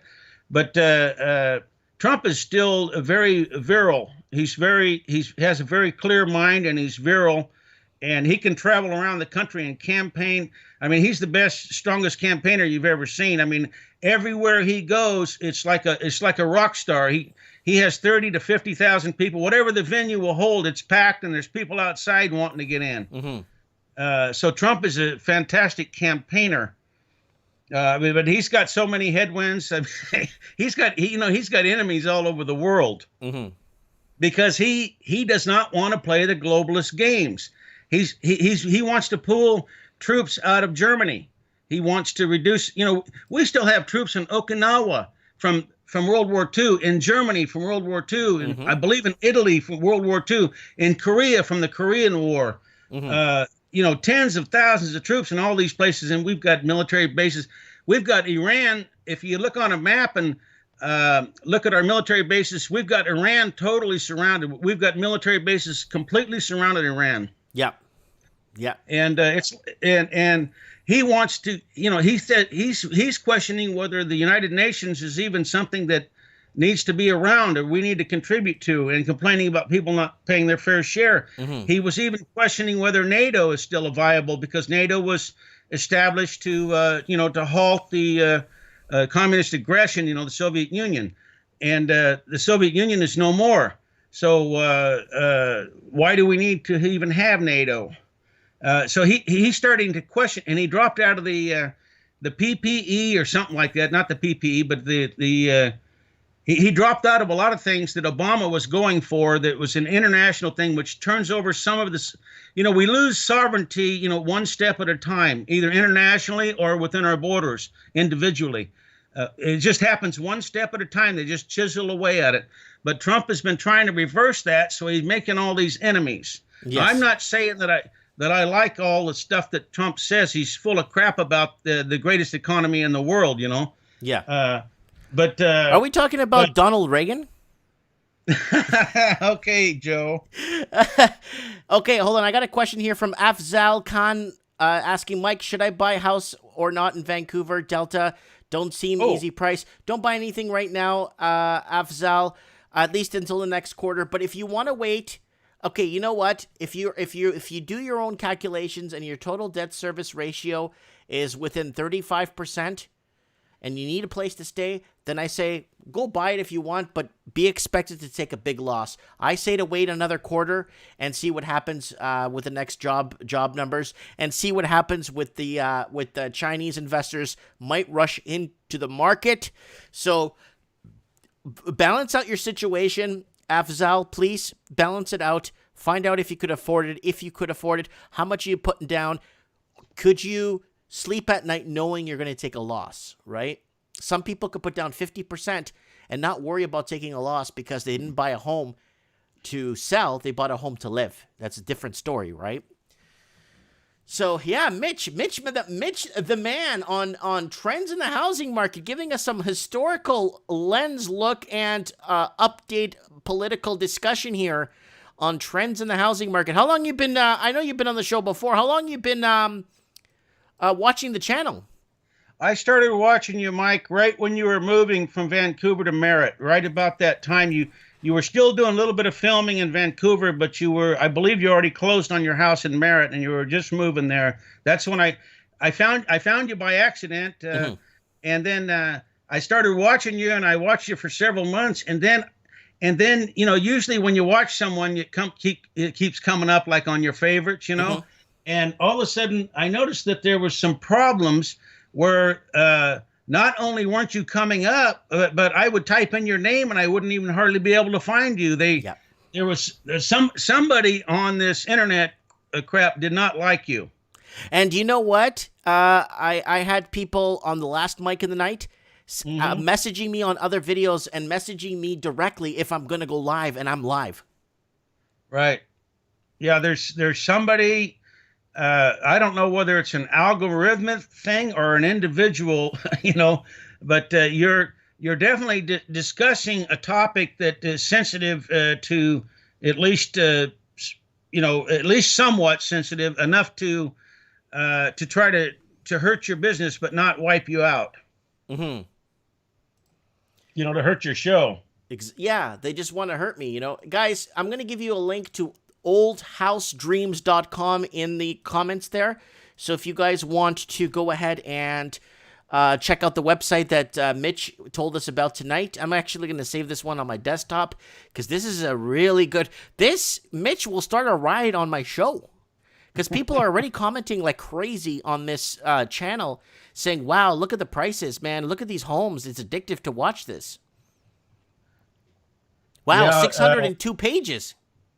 If you're living in Vancouver or even Toronto or Vancouver or Sydney or Melbourne, you must be really depressed if you look at this website with these. See what you can get. Oh yeah, I mean this is 245,000. That's about 420,000 Australian dollars, and this is a school. It's an old school. It converted it into one house. Mm-hmm. I'm just looking here, all kinds of stuff. Like, I love this Italian mansion, the 1908 Italian Renaissance in Cincinnati, Ohio, $575,000. How big is this thing? This thing's huge. Dude, you could have a party in this thing. And it comes fully furnished. Man, you could have 2 parties in this at the same time. There's the grand room. There's the thing, and it comes fully furnished. Look at that grand scale entrance. How much is this thing? Italian 575 large. 575 large. That's about like $710,000 Canadian. But $710,000 Canadian, you still couldn't buy this house in Canada. You couldn't even, you could buy a 1-bedroom apartment in Vancouver for that much. And people tell me, Mitch, oh, but look, Mike, that's Vancouver. But look at this. You want to live? Yeah, I'll live here over Vancouver. I'll live here for the same price as a 1-bedroom in Vancouver. Holy, look at the garages. Oh, my God. Yeah, that's why the house comes with a state apartment on the side. Oh, that's why. It's got a state apartment, like an apartment for the servants. Beside it. Well, that's something that the average guy could never afford in America as a servant. You have to go overseas to get a live-in servant for $50 a month plus food. Mm-hmm. Mm-hmm. Wow. But in America, you have to be careful about even having anybody work for you here, because you could be sued for sexual harassment. You could be anything can go wrong, and probably will go wrong if you get involved with people. America is the most litigious society in the world. Mm-hmm. It's also one of the biggest drug-consuming countries in the planet. Yeah, I have never taken a refillable prescription in my life. I take no medicine at all, and probably about 90% of everyone I know over 50, maybe 60 is taking medicine, and usually several different drugs. Really? Yeah, just about everybody takes prescriptions. I take like B12, vitamin C. I take marijuana, hemp seed oil, like marijuana oil, stuff like that. I take some supplements, but I don't take any prescription medicine at all. But I can't even think of anyone over 50 that I know that doesn't take multiple prescription medicine. Wow. Yeah, wow. I actually was a caregiver for a couple of elderly people, and one of them took 17 different drugs a day. What? Say that again. How many? 17 drugs. And see, when you give meds, you set them up for morning, noon, evening, and bedtime. There's 4 different, depending on the prescription. So 17 meds, but some of them were taken, more than once a day. So a person has to be able to swallow a hell of a lot of pills, or if they can't swallow them, you've got to crush them up, or you've got to cut them up and give them to them, just the right way so they won't choke.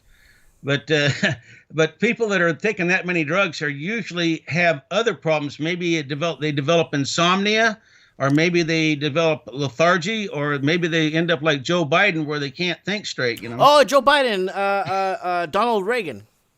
I'm always going to bring that up, right? Yep, yeah, and Hill Dog.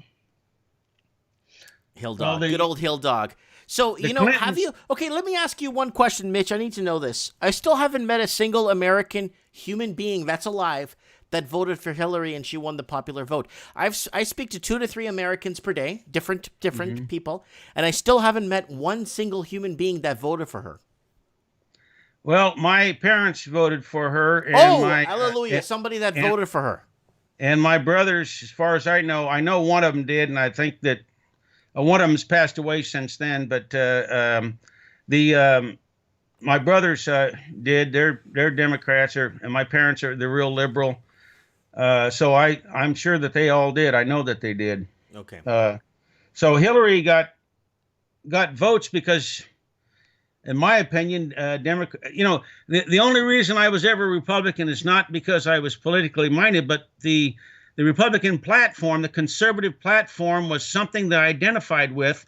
The sense of, smaller government, lower taxes, and, strong defense, but is the best way to prevent war, and those type of platform ideologies, and, promoting ethics, morality. They were against abortion, which I'm against. Mm-hmm. And, traditions, customs, morals like that. So that's, I believed that the Republicans represented that, but I was wrong. They're not much different than the Democrats. There might be some slight variations, but most of them are bought and paid for by the lobbyists. That's my opinion. And corporations and big, big money. Okay, Mitch, I'm going to let you go because I'm wrapping up the show. It's my 2 hours. Buddy, okay. I really appreciate you taking the time and talking to us today. I really appreciate you guys. Don't forget to check out Mitch's recommendation of a website. It's called Old House Dreams. Let me go back home of the home in here. I'm going to put a link to the here it is. There's a link to the website we've been looking at. If you're living in Australia, New Zealand, or Canada, I'm really sorry that you have to see this. I'm not trying to start a riot anywhere or a problem, but I just want you guys to know, And okay, Mitch, God bless Mike. you. Thank you so much. All right. Good night, Mike. Good night, all. We'll see you. Okay.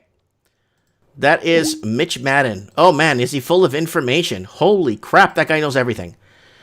Very good ally to have on the channel. I really appreciate him taking his time and watching me since I moved from Vancouver. That's like 4 years ago.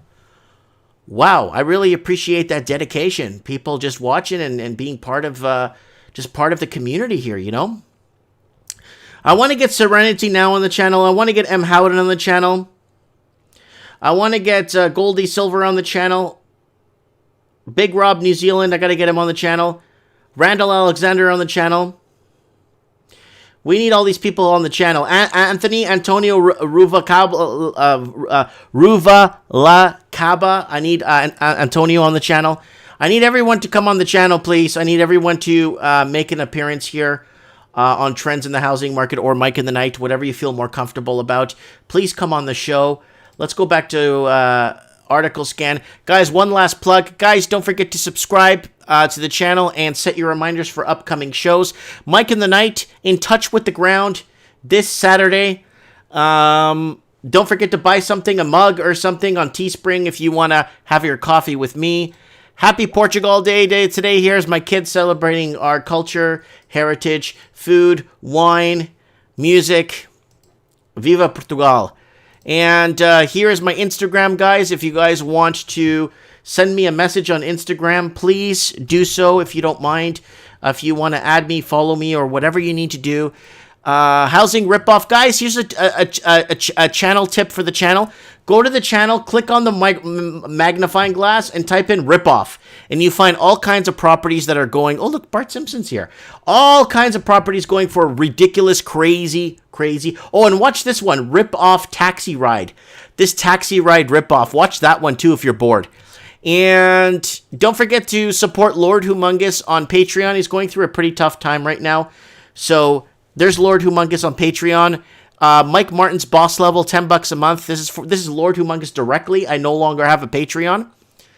And Portugal Day. I want to thank everybody for wishing me a happy Portugal Day. It really means a lot to me. And I want to thank everyone that came on the show tonight, everyone that made part, that takes part. Mitch Madden, man, thank you so much, man. I hope you could come on Mike in the Night. Hopefully we could get Supreme Cannon on. I want to get Rex Cohan on the show. I think he got arrested down in South Carolina, so we got to get him on the show and find out what's going on. And yeah. So I want to thank everyone in the comments. Marge, M. Howden, Aquarius, lots of love. Craig out in New Zealand, thanks for joining us. Big Rob New Zealand from New Zealand.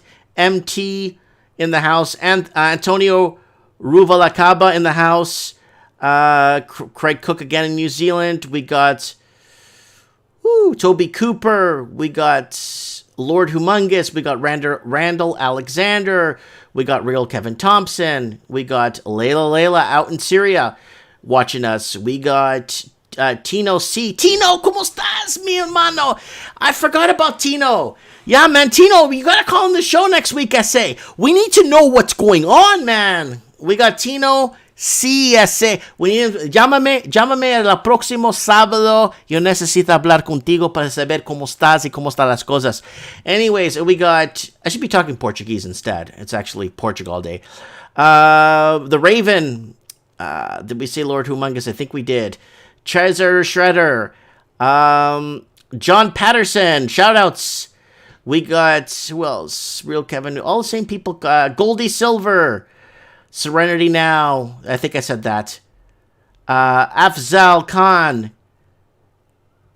Me G in the house. Yeah. So, guys, I don't know if I missed anybody. If I did, I'm really sorry. Brent B. And Susan Hope. Lots of love, guys. Thanks for watching. And I will see you Saturday night for Mike in the Night. Set your reminders. Share the crap out of it. Go against the algorithm. Hey, you don't like what YouTube, or you don't like how they're trying to set you up to trick you into watching CNN and stuff? Then share this transmission. Share this video. Get it out there. Remember, guys, take care. And if you can't take care, please stay safe.